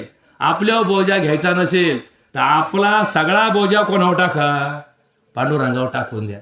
मी जिवंत आहे कोणामुळं? पांडुरंगामुळे जिवंत आहे. माझं कल्याण झालं कोणामुळे झालं? पांडुरंगामुळे झालं. नाहीतर आपण काय करतो? चांगलं झालं का आपली स्तुती करतो. मग इटा कुठून आणल्या होत्या आपण? मग सिमेंट कुठून आणलं होतं? मग आपण असं केलं. आणि वाईट झालं काय? देव नालायक आहे. अहो मी आयुष्यभर देवाची स्तुती करतो, आयुष्यभर पूजा करतो, आणि माझ्याच घराचं वाटोळं झालं. अरे वाटोळं देवामुळे होत नाही, कल्याण देवामुळे होतं. चांगलं देवामुळे घडतं, वाईट आपल्या कर्मामुळे घडतं. हे ज्याला ज्याला कळलं त्याला परमार्थ समजला. नाही तर बाकी परमार्थात अर्थ नाही. सार्थ परमार्थ म्हणजे काय? की हे ओझ जे आहे, हे ओझ आमच्या विचाराच्या अधीन आहे. विचारावर नियंत्रण ठेवलं, विचारावर नियंत्रण ठेवलं तर ओझ्यावर नियंत्रण मिळवता येतं. बघा बरं का, हे वाक्य जर कळालं तर हार्ट अटॅक टाळू शकतात. मग आता आम्हाला कशाची सहनशक्ती कमी पडते? समजा एखाद्या माणसाला सकाळी 8 वाजता नाश्ता करायची सवय आहे आणि 10 वाजेपर्यंत त्याला नाश्ता नाही भेटला तर तो चिडचिड करायला लागतो. काय करतो? चिडचिड करतो. नाश्ता नाही, अजून नाही, फार वैतागल्यासारखा बोलतो, याच्यावर तोंड टाक, त्याच्यावर तोंड टाक. मग जाऊ बायको, थांबा, याचं तोंड बंद करायचं ना, थांबा, धर, घाल तुझ्या नाश्त्यात, घाल म्हणती. लगेच एक वाटी भरून आणती, हा खातो का लगेच शांत होतो. का बरं? या वाटी त्याचा काय जीव गुतला होता का? याच्या शरीराला सवय लागली होती. मग सवय लागली का माणूस सवयीचा गुलाम होतो. लक्षात ठेवा देवा नारायण तात्या, माणूस सवयीचा गुलाम होतो. आणि सवयीचा गुलाम झाला का त्याचं आयुष्य गुलामगिरीत जातं. मग या देहावरती विजय मिळवता आला पाहिजे. म्हणून या देहाचे गुलाम होऊ नका. वाक्य समजलं? या देहाचे गुलाम होऊ नका. बायकोचे गुलाम व्हा, नवऱ्याचे गुलाम व्हा, बापाचे गुलाम व्हा, पण या देहाचे गुलाम होऊ नका. जर तुम्ही देहाचे गुलाम झाले तर तुमचं आयुष्य गुलामगिरीत जाणार आहे. आता हे काय घोटाळा आहे बघा बरं का. बाई सोनवणे बाई, तुला गंमत सांगू, नवीन गुड घेतो खायला लागले बरं का. म्हणले आता काय करावं? गेले डॉक्टरकडे. म्हणले डॉक्टर गुडघ्याच्या गोळ्या द्या बरं. पहिल्यांदा ना गोळी खाल्ली बरं का सोनवणे बाई, गोळी खाल्ली. 15 दिवस गुडघे नाही दुखले. किती दिवस? 15 दिवस गुडघे नाही दुखले. आयला म्हणले बरं जमलं. 15 दिवसातून गोळी खायची. 2 महिने गेले, 3 महिने गेले बरं का. मग नंतर म्हणले पहिला गोळीचा पावर 15 दिवस चालायचा. आता किती दिवस चालवतो? म्हणले 8 दिवसात गोळीचा पावर उतरतो. गोळी तीच, बाई तीच, डॉक्टर त्योच, खर्च त्योच, फक्त पावर किती दिवस चालला? 8 दिवस चालला. बरं जाऊ द्या म्हणले 8 दिवस काय आपल्या सोन्याकडे 2-5 रुपये दिले का मोकळं व्हायचं, काय नाही, जाऊ द्या. पुढं पुढं काय झालं, रोज पावर उतरायला लागला. सकाळी गोळी खाल्ली का संध्याकाळी गोळी, चायला म्हणजे पहिले 15 दिवस पावर चालायचा. याचा अर्थ या शरीराला काय लागला, गुलामगिरीचा नाद लागला. या गोळीच्या परावलंबी जीवनाला हे शरीर बळी पडलं. काय पडलं, बळी पडलं. आणि मग दिवसातून 2दा खाऊन घ्यायला कोणी आहे ना, म्हणजे घोटाळा झाला. आणि मग तो पहिल्या गोळीचा परिणाम 5 वर्षांनी किलोनी गोळ्या खाण्याची वेळ आली. आणि मग जर ती पहिलीच गोळी खाल्ली नसती, आता नीट ऐकून घ्या बरं का, थोडं डोक्याने ऐकून घ्या, तर तुमचं शरीर संपलं असतं का, नाही संपलं नसतं. पण तुम्ही गुलाम झाले नसता. काय झाले नसता, गुलाम झाले नसता. मग आम्ही कुणाचे गुलाम आहोत कॅप्टन दादा, आम्ही गुलाम आहोत. कुणाचे, आम्ही अन्नाचे गुलाम आहोत, आम्ही पाण्याचे गुलाम आहोत, आम्ही झोपेचे गुलाम आहोत, आम्ही विचारांचे गुलाम आहोत. मग आमची गुलामगिरी नष्ट करण्याचं काम कोण करू शकतं, फक्त आणि फक्त परमार्थ करू शकतो. एकादशीचा उपास धरायचा, काय घरात खायला नाही म्हणून धरायचा का, नाही म्हणले आता आपल्याला जे काय भेटलं कुपना 2 रुपयांनी ते आपलं किती दिवस पुरण, म्हणले 28 दिवस पुरण. मग 2 दिवसाची निपूर येणार आहे, मग म्हणले 2 एकादशी धरा म्हणजे निपूर निघेल. असं आहे का, ज्याच्या घरी धान्य भरलं त्याने उपवास केला, तोची गुलामगिरी नष्ट झाली. ज्याच्या घरी पाण्याचे हौद भरले त्याने निर्जळी एकादशी केली, त्याची गुलामगिरी नष्ट झाली. ज्याच्या घरी डनलॉपची गादी टाकली त्यांनी शिवरात्रीला जागर केला, त्याने गुलामगिरी नष्ट करण्याचा मार्ग स्वीकारला. जरा जाग्याव्या, डोक्याने जाग्याव्या. आणि मग जर तुमच्या देहाला चुकून माकून एखाद दिवशी उपास घडला, कारण तुम्हाला एकादशीची सवय, उपाशी राहायची सवय, ताणायची सवय, ज्याला ताणायची सवय लागली त्याला मानाचं अप्रूप वाटत नाही, लक्षात ठेवा. आणि जोवर ताणीत नाही तोवर पीक नाही. जरी समजा आता एखाद्याकडे समजा डाळिंब असेल ना, पाणी देतोय जितकं पाणी जास्त तितकं पीक जास्त. आणि एक जण त्याला म्हणला, तू येडाय का असं नसतं, मला तुला काय पाहिजे, डाळिंबाचं फळ पाहिजे का झाड पाहिजे, नाही मला फळ पाहिजे. मग येड्या पाणी बंद कर, याला ताण दे, काय दे, ताण दे. मग ताणल्यावर डाळिंब लागलं. तसं या देहाचं सुख याला ताणण्यावर आहे. आणि म्हणून ताणायचे उपाय कशात लिहिले, परमार्थामध्ये लिहिली. संत सज्जन हो, लक्षात ठेवा, याला ताण दिल्याशिवाय याची प्रगती नाही. याला जर तुम्ही आयता सवय लागली, पहिले लोक सकाळी रानात जायचे, 5-10 मिनिटं गवत उपटायचे, तिकडे डबडा घेऊन जायचे, तिकडेच प्रातरी करायचे, म्हणजे तेवढंच खत पडायचं, तिकडे थोडंफार का व्हायना, तेवढंच आपलं तामिनं का व्हायना, का थेंबे तळे साचे. तसे हळूहळू त्यांची काही का व्हायना पडे. आता वावरला खतच राहिले नाही, एखाद घ्यायचं परवडत नाही. आता म्हशीचा ट्रॅक्टर घ्यायचा ठरलं 4000 रुपये खर्च येतो, आणि माणसाचा आणून चव घालायची काम कोणी करीत नाही. त्याच्यामुळे आता खत नाही म्हणले, काय टाकला युरिया म्हणले, टाकला युरिया आणि घातला रोटा, वावराचा पार गोटा करून टाकला, रानाचं पार वाटोळं करून टाकलं. पहिले रान असे मऊ पोळीवाणी होते, आता रान कसे झाले. हे फक्त ट्रॅक्टरवाल्याला विचारा, नांगराला येतो का, ते म्हणून 2000 दिले तरी तुझ्या वावरात नाही घालायचं बा ट्रॅक्टर, कारण रोटा त्यांनी झाकलेला असतो. त्याला माहिती असतं रोटा ज्याने हाकला तो ट्रॅक्टरवाला त्या वावरात परत नांगराला येत नाही. तो म्हणतो काही कर भाऊ, मला सवड नाही, असा म्हणत नाही का रोटा मी मारला, मला चांगलं माहिती काय झालं. म्हणजे जसं आपण वावराचे वाटोळे करून ठेवले तसे आपण या देहाचे वाटोळे करून ठेवले. आणि मग ताण दिल्याशिवाय या देहाची गती प्रगती नाही, या देहाची सहनशक्ती. म्हणून तर तुम्हाला सांगतो, याची सुरुवात कुठून होते, लहानपणापासून होते. बघा बरं का, आता संस्कार शब्द ऐकला, आता त्या शब्द ऐकला, आपण संस्कार केले, संसार वर्ग भरले, बालवाडीमध्ये गेले, आनंदायी शिक्षण गेले, गाड्या भिंगोऱ्या म्हटले, गाणे आपण म्हणले सगळेजण. काय त्या गाड्याचा आपला कधी संबंध आला आयुष्यामध्ये, एरे पावसा तुला देतो पैसा, कोणी पैसा फेकले पाऊस आलाय नाही म्हणले, पैसा फेकून नाही, पार विमानं फिरले तरी पाऊस आला नाही म्हणले, विमान नगरला फिरवलं आणि पाऊस तिकडे काष्टीला जाऊन पडला म्हणले. म्हणजे घोटाळा कुठंच मिटला नाही. पण तरी गाणं काय म्हणलं, एरे पावसा तुला देतो पैसा, बरोबर ना, पाऊस आला मोठा. म्हणजे जे काय आपण गाणं म्हटलो त्याचा आनंद मिळाला, पण परिणाम काय होतो हे लक्षात ठेवा. या देहाला सहनशक्ती ही सगळ्यात मोठी शक्ती आहे, मानसिक शक्ती सगळ्यात मोठी शक्ती आहे. आणि मनोधैर्य हे सगळ्यात मोठं धैर्य आहे. मग एखाद्याकडे भांडवल अपुरं आहे पण मनोधैर्य मोठं आहे, त्या माणसाचं हृदय शक्तिमान असतं. शक्तिमान शब्द कुठं आला, हे टीव्हीला लागलं शक्तिमान, पोरं पण वासे करते शक्तिमान आहे. आता पुंगळ्या खाऊन कोणी शक्तिमान होतं का? चाऊमिन खाऊन कोणी शक्तिमान होतं का? शक्तिमान खायला रातची काय करायचं, पोरांना जर तुम्हाला शक्तिमान करायचं असेल तर रातची बदाम भिजत घाला आणि सकाळी 2-2 बदाम पोरांना खाऊ घाला. आता ते असं जर करायला गेले एखादी आजी, तर नातू म्हणतो आमच्या आजीचं डोकं आऊट झाले, माझ्या आईने मला 5 रुपये दिले, मी आता कॅडबरी आणायला चाललो. बरं दुकानदारा धंदा चालला, त्याला काय विचारला कॅडबरी खाणं तर काय का, 5 रुपये दे तिकडे. दुकानदार कोणी कधी अक्कल शिकवायला गेला का? तात्या कधी म्हणले भाऊ कॅडबरी नको खाऊ, त्याच्यापेक्षा तुला 5 रुपये शेंगदाणे देतो, भाजलेले शेंगदाणे खा मस्तपैकी. ते म्हणले आण अजून 5 रुपये कर. कॅडबरीमध्ये 5 रुपयात 2 रुपये नफा आहे, शेंगदाण्यात 5 रुपयाचे 4 पण नफा नाही. मग याला काय घेणं पडलं, खा अजून कॅडबरी खा. म्हणजे या सगळ्या प्रक्रियेमध्ये मानवाचं वाटोळं ठरलेलं आहे. लक्षात ठेवा, ही यंत्रणा आहे, वाटोळं करण्याची यंत्रणा जगामध्ये चालू आहे. परमार्थापासून दूर गेला, एकदा दोरी सोडली, एकदा चकारी सुटली की सुटली. जसं एखाद्या रुळावरून गाडी घसरली, मग ती इकडे गेली काय आणि इकडे गेली काय, ती घसरली.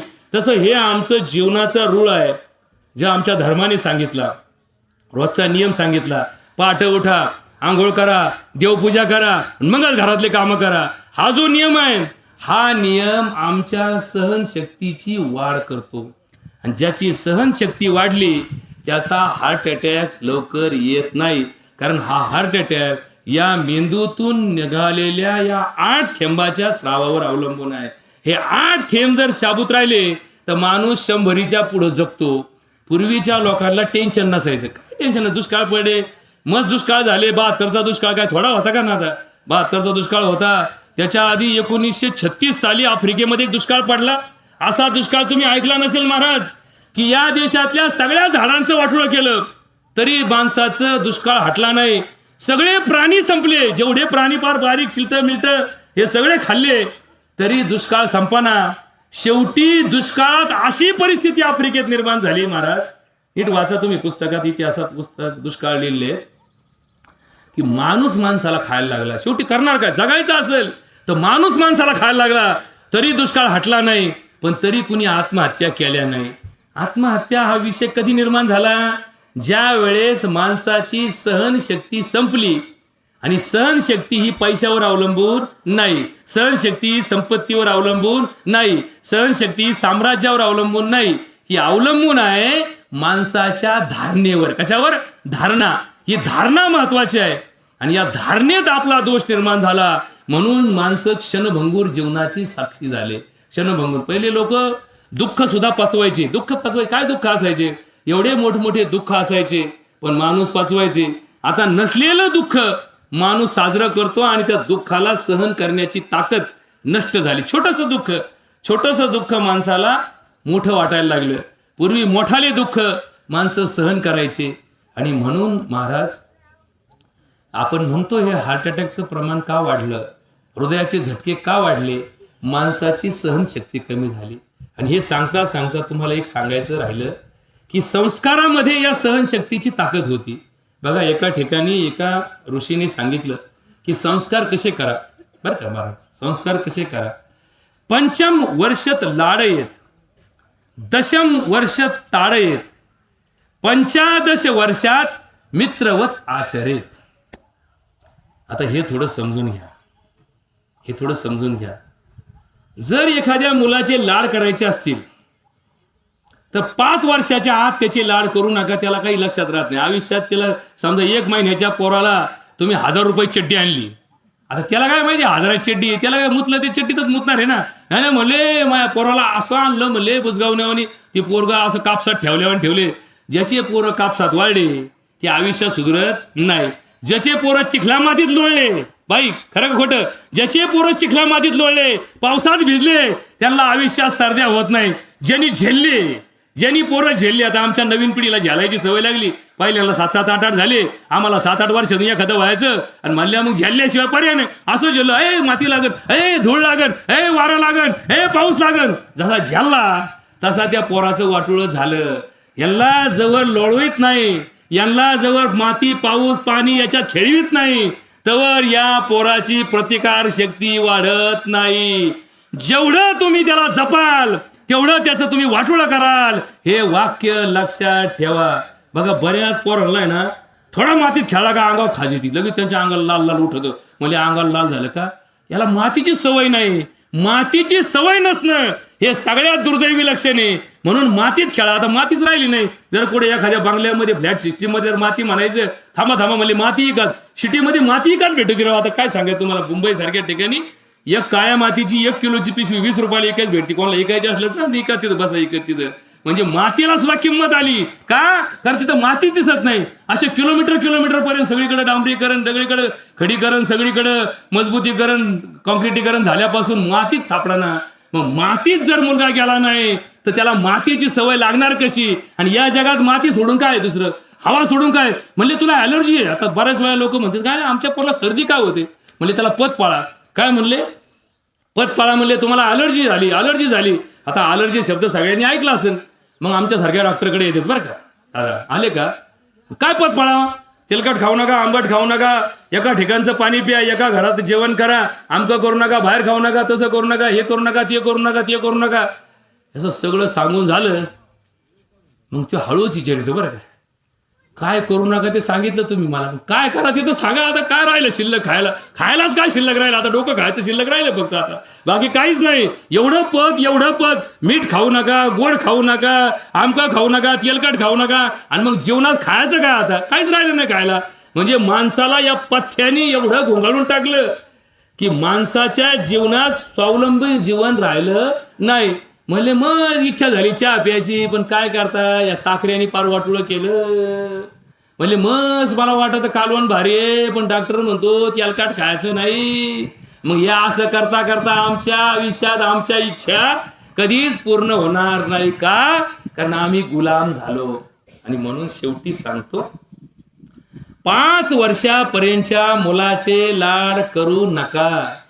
5 वर्षापर्यंतच्या मुलाला बाहेरचं हॉटेलचं आयतं खायला देऊ नका. का असेल ते घरात खा. बदामाचा शिरा खा, पण घरात खा. काय खायचं ते घरात खा. 5 वर्षापर्यंतच्या मुलाला घराबाहेर जेवण देऊ नका. मी सांगतो का? कारण धर्मात सांगितलेलं आहे 5 वर्षापर्यंत त्याला घराच्या बाहेर, फार पाहुणे म्हणून जरी गेले तरी त्याला बाहेरचं अन्न देऊ नका. का बरं देऊ नका?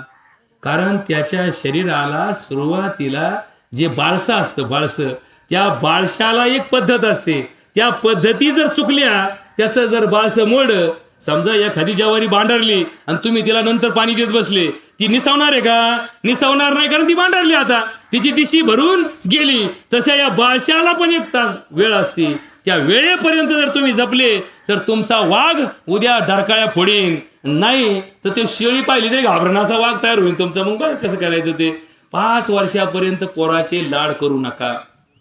5 वर्षापासून 10 वर्षापर्यंत त्याचे लाड पुरवा. लाडोबाचे लाड करतोय गाणं आहे ना आपल्याकडे, गाणं ते बालवाडीत असतं गाणं. 5 ते 10 या वयामध्ये लाड करण्याने मुलांना तुमच्याबद्दल आस्था निर्माण होते. काय निर्माण होते?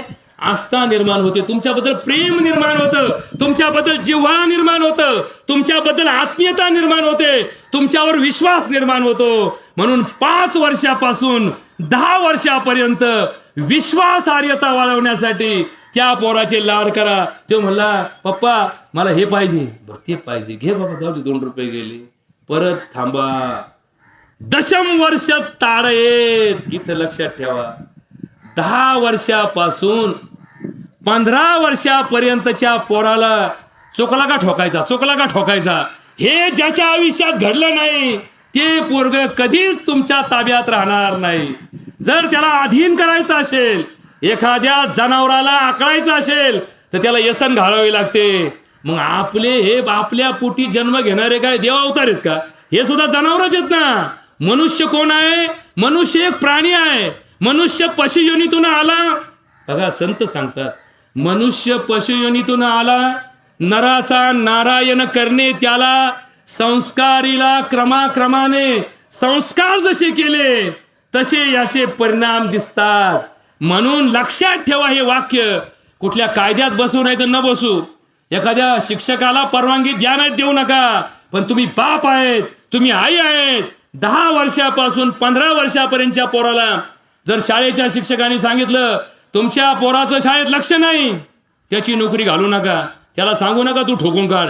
तुमच्या घरी आले तर ठोका, नाही तर शाळेत जाऊन मास्तर देखत ठोकून काढा त्याला. माझं पोरग आहे, माझ्या पोरला माझा अधिकार आहे. पण हा 11 वर्षाच्या पोराला मारण्याचा अधिकार कधी प्राप्त होईल? ज्या वेळेस 5 ते 10 मध्ये आपली विश्वासार्हता वाढेल, त्यावेळेस ते पोरग तुमचा मार सुद्धा सहन करील. 15 वर्षापर्यंत त्याची सहनशक्ती निर्माण करा. आणि 15 वर्षाचं पोरग झालं, पोरग म्हणा पोरगी म्हणा, यात काय म्हणजे वेगळं काय नाही. आता अपत्य म्हणा त्याला, तर काय नाही तर परत घोटाळा व्हायचा. शब्दात घोटाळा झाला का परत गुतागुतीला बेकार असते. का तुम्हाला माहिती, गुतला म्हणजे गुतला, तर या गुतागुतीत नाही पडायचं आपल्याला. पण एकदा का 15 वर्षाचं झालं, त्याच्या संग जपून बोला. त्याला कसं बोला? 15 वर्षात मित्रवत आचरित, मित्रासारखं वागवा. आपण घोटाळा काय करतो? 15 वर्षापर्यंत लाड करीतो, लागन ते लाड करतो. आणि पोरग 11वीत गेलं, 12वीत गेलं, पोरगी गेली, एवढा मोठा घोडा झाला, लाज नाही वाटत तुला? शब्द त्याच्या काळजाला भिडतो. आणि हीच पोरं तुमच्या घरात शत्रू तयार करतात. तुमच्याबद्दल त्याच्या मनात उतरलेला असतात. तुम्ही आई असो बाप असो, त्याला आईपेक्षा आत्या जवळची वाटते, बापापेक्षा मामा जवळचा वाटतो. कारण त्याचा शब्द त्याच्या कानावर पडताना त्याच्या कानाची तयारी नसते, त्याच्या मनाची तयारी नसते. म्हणून याला लाड करा, मग याला ठोका, आणि मग याला जीव लावा. बघा, ते पोरगा आयुष्यात तुमचा शब्द खाली पडू देणार नाही. पण आपण घोटाळा घालतो, भांड तापितो, आणि ज्या टायमाला त्याचा रस तयार झाला किंवा ते भांड जरा ढिल्लं झालं, त्या टायमाला त्याला ठोके मारायचे थोडून आपण त्याला पाण्यात टाकीतो, विजितो. या भांड्याचा आकार निर्माण होत नाही. तसा या मनाचा आकार चुकला, म्हणून या मानसिक परिस्थितीमध्ये हा समाज गेला. मग आपण म्हणतो आई बापाला विचारित नाही, तो आई सोडून भलत्याच्याच नादी लागला, बाप सोडून दुसऱ्याचे सल्ले ऐकतो. का? कारण त्याची विश्वासार्हता राहिली नाही. ही विश्वासार्हता जोपर्यंत नाही तोपर्यंत संबंध टिकत नाहीत. मग संबंध टिकवण्यासाठी विश्वासार्हतेची गरज आहे. आणि विश्वास हा कायमचा निर्माण करायचा असेल तर पहिल्यांदा भगवंतावर विश्वास ठेवा, त्याच्यावर विश्वास ठेवा. ज्याचा त्याच्यावर विश्वास आहे त्याच्या जगात कुणावर लवकर अविश्वास निर्माण करत नाही. शेवटी काकस्पर्शाची आपण वाट पाहत आहोत. हा जो प्रवचनाचा भाग आहे तो हार्ट अटॅक पासून चालू केला होता, सहनशक्तीवर आला होता. मनस्थिती आपली खराब झाली, अटॅक लवकर येतो. एखादा माणूस मनाने खचला, त्याचं हृदय कमजोर होतं. एखाद्या माणसावर दुःखाचे आघात झाले, त्याचं हृदय कमजोर होतं. एखाद्या माणसाला सहनशक्तीपेक्षा जास्त अडचणी आल्या, त्याचं हृदय कमजोर होतं. आणि म्हणून हे हृदय नावाचं मूळ या दशमुळापैकी एक मूळ आहे. 10 मुळं शरीरामध्ये आहे. तन महता महामुळा, याला महामूळ म्हणतात. ओजहा परिरक्षता. दुःखदायक प्रसंग टाळता येत नाही, पण दुःखदायक प्रसंगाची सवय झाली तर दुःख वाटत नाही. समजा एखाद्या माणसाला आयुष्यभर सावलीत राहायची सवय, नीट ऐकून घ्या नारायण तात्या, नीट ऐकून घ्या. आयुष्यभर सावलीत राहायची सवय, आणि 5 मिनिटं उन्हात बसला, काय होणार आहे? ऊन सहन होणार नाही. त्याच्या उलट रोज उन्हात काम करणाऱ्या माणसाला उन्हाचा दुष्परिणाम होणार नाही. रोज पावसात काम करणाऱ्या माणसाला पावसाने सर्दी होणार नाही. हे कोकणातले माणसं पावसात भात लावित आहेत, आणि आपण पावसापासून पळतो. मग एकदा कुठं पावसात भिजायचा प्रसंग आला का 8 दिवस जाम झाला, म्हणजे हाताना सर्दी. का? शरीराला त्याचे दुष्परिणाम का भोगावे लागतात? कारण त्याच्या परिणामाला तू कधीच सामोरं गेलेला नाही. आपल्या देशाचं एक उदाहरण सांगतो. आता हे मिलिटरीत होते, आमचे जाधव मेजर राहतात, आमच्या बरोबर ते म्हणजे आम्ही संगत लागलो होतो. काय एकोणी काही सालच सांगितलं होतं रस्त्याने उदाहरण. ह्या मिलिटरीवाल्यांना रोज सकाळी पळवित बरं का, रोज सकाळी पळवित 10 किलोमीटर 5 किलोमीटर. का बरं? ते पळल्यामुळे भारत सुरक्षित आहे का? नाही. त्यांना का पळवते? जर उद्या पळायची वेळ आली, याला पळताच नाही आलं तर मग तिकडे तर ते पाकिस्तान एवढं घोगरे पण आपलं वाटुळं करीन. मग रोज आपण काय करतो? केके रेंज मध्ये बॉम्ब फेकतो. केके रेंज मध्ये काय दुश्मन आहेत का आपले? नाही, दुश्मन नाही, आपलेच माणसं आहेत, आपल्याच जमिनी आहेत. आता अजूनही चालल्यात गेल्यात त्याच्यावर नाही पाहिलं आपण सांगतो. केके रेंज मध्ये दर आठवड्याला बॉम्ब फेकीत आहेत. का फेकीत आहेत? उद्या जर शत्रूवर हल्ला करायची वेळ आली आणि बॉम्ब फेकायची वेळ आली तर तुम्हाला जर सवयच नाही बॉम्ब फेकायची तर तुम्ही काय करताल? म्हणून ज्याचं प्रशिक्षण त्याला दिलं तसं या देहाला दुःखाचं प्रशिक्षण द्या. या देहाला संकटाचं प्रशिक्षण द्या, या देहाला टेन्शनचं प्रशिक्षण द्या, या देहाला आवाजाचं प्रशिक्षण द्या, या देहाला भेसूर दिसण्याचं प्रशिक्षण द्या. भेसूर गोष्ट असते पण या डोळ्याला दाखवा. त्या डोळ्याने जर रोज भेसूर गोष्ट पाहिली तर एखाद्या दिवशी अचानक पाहणाऱ्या भेसूर गोष्टीला ते देह भिणार नाही. आणि म्हणून आमच्या धर्मामध्ये देवदेवतांचे जे साम्राज्य आहे, मग एखादी महाकाली असते, तोंडातून अशी जीभ बाहेर आलेली, अष्टभुजा असणारी, अशी बघते, असं जर पाहिलं तर भीती वाटते. पण आपण म्हणतोय देवीचं दर्शन घे, महाकाली महाकाली. बघा बरं का, महाकालीचा एखादा फोटो बघा, अशी जीभ बाहेर काढलेली, डोळे फाडलेले, हातामध्ये ताकद. जस काय आता आपल्या समोर आली तर आपलं काय खरं नाही. आपण त्या शक्तीचं दर्शन घेतो. तशी जर जगामध्ये परिस्थिती निर्माण झाली तर मनामध्ये महाकाली आठवा, हे जगदंबे महाकाले, हे रक्षण करते. तुम्हाला भीती नष्ट करण्याचा मार्ग दिलेला आहे, पण तुम्हाला तो माहीतच नाही. या जगाला, माणसाला सहनशक्ती वाढल्याशिवाय कुठलीही शक्ती निर्माण होणार नाही. आणि म्हणून परमार्थामध्ये उपवास सांगितलेला आहे. आठवड्यातून एक दिवस उपवास धरा. का? अन्न वाचावं म्हणून नाही, या देहाला उपाशी राहायची सवय लावा. एक दिवस निर्जळी धरा, या देहाला पाण्या वाचून जागवा.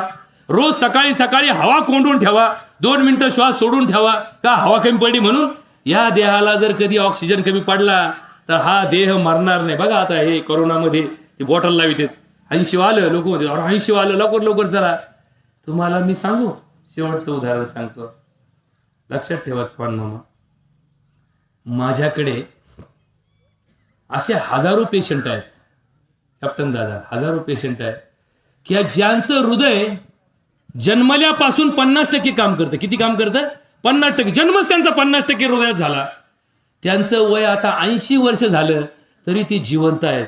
मग जर आपल्या हृदयात 50%पेक्षा कमी परिस्थिती असताना जर तो माणूस 80 वर्षापर्यंत जगला, याचा अर्थ त्याच्या शरीराला 50% जगायची काय लागली? सवय लागली, सवय लागली, सवय. मग ही सवय लावण्यासाठी परमार्थ केलेला आहे. मग जर तुम्ही प्राणायाम केला, अशी हवा घेतली, नाक कोंडून ठेवला, 3 मिनिटं झाले तरी श्वास दाबून धरला, कोरोना जरी झाला तरी माणसाला मरण येणार नाही. कारण या देहाला कमी ऑक्सिजन मध्ये जगायची सवय लावा, सवय लावा. कमी पाण्यात पिकाची सवय लागली तर त्या जमिनीला कधीच बांधारायची सवय नसते. बघा आमच्याकडे ना, ह्या डोंगराकडं आम्ही पेरला गेलो का, खुरपणी नाही, कोळपणी नाही, काय नाही, पेरायचं, सुगीला जायचं. बागायती जमिनीमध्ये मेहनत करू करू करू करू आपण ती जमीन जगवतो.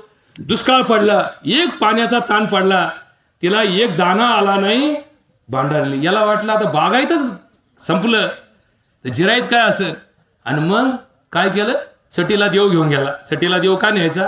डोंगराकडे त्या निमित्ताने काय ना आपण जातो भाऊ, नाही तर गेलो नसतो. मग देव घेऊन गेला, बघत होतो रानामध्ये चांगले बारीक बारीक का व्हायना, पण त्या कणसाला काय आलं? दाणे भरले.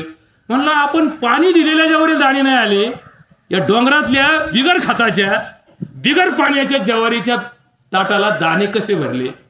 कारण त्या पिकाला पाण्याची सवय नाही, त्या जमिनीला पाण्याची सवय नाही, म्हणून बिन पाण्याचे गोंडे त्यांनी धरले. तसा हा देह जिराईत म्हणून सांभाळा, याला बागायत म्हणून सांभाळायला गेले का वाटोळं झालंच म्हणून समजा. खायचं तर तुपाशी, नाही तर उपाशी. या सवयीला आपण गुलाम झालो. समजलं आता? जागेवर आलं, जागेवर आलं. हे जिराईत म्हणून सांभाळा, नाही तर काय नाही 2 टाइम चोपून आणतो. लोक पहिले आठवड्यातून एकदा सण करायचे, हा रोजच सण करतो. सकाळी छटा गुलाबजामू खातो, दुपारी छटा जिलबी खातो आणि म्हणतो मला रोजच दिवाळी, राजाला रोजच दिवाळी. राजाची दिवाळी राजापाशी राहू द्या, तुम्ही मात्र भिकारीच राहा आयुष्यभर. किती पैसा आला तर ज्वारीची भाकरी खाल्ल्याशिवाय उठू नका. ज्याच्या पोटात ज्वारीची भाकरी दिवसातून 2दा गेली त्याला लवकर डायबिटीस होणार नाही, त्याला लवकर ब्लड प्रेशर होणार नाही, त्याच्या चरब्या वाढणार नाही, त्याला रक्त पातळ व्हायची गोळी लागणार नाही.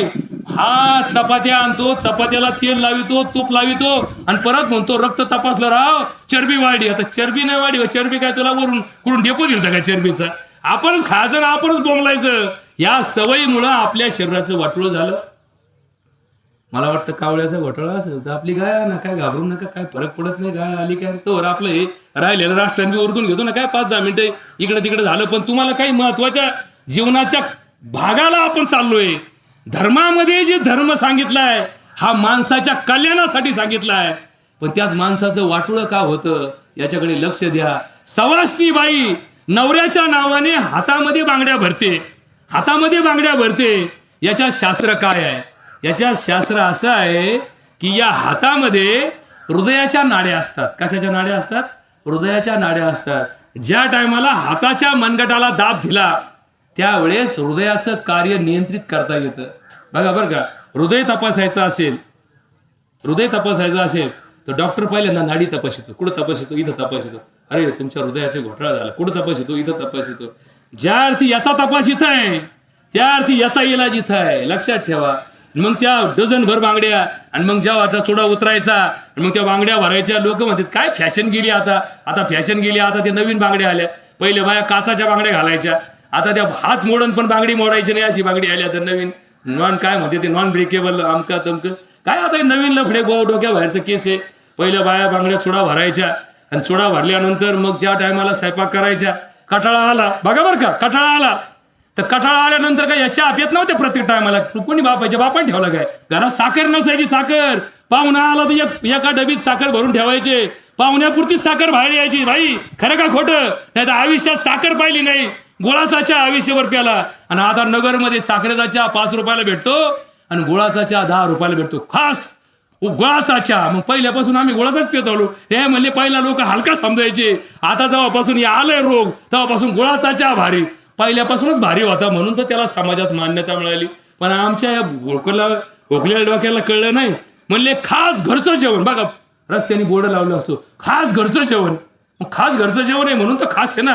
नाही म्हणले खास घरचं जेवण. मग बाहेर जेवायला चालला, हॉटेलात गेला, मध्ये सवय लागली. म्हणले आमकं मागव तमकं मागव, आमका मसाला तामका मसाला. या मसाल्याने वाटोळं केलं आणि मग हाजूच बोर्ड होतो पुढं घरगुती जेवण भेटन का आपल्याला. मग याला पहिल्यापासून माहिती आहे की घरगुती जेवणात ताकद आहे. मग हा कशाला नाही लागला याच्या? पण या नादी लागल्यामुळे याचं तर झालंच वाटोळं. पण पिढ्यानपिढ्याचं वाटोळं करून ठेवलं दादा. आणि म्हणून या प्रवचनाची सांगता करताना सगळ्यात शेवटी सांगतो की धर्माचे नियम पाळा.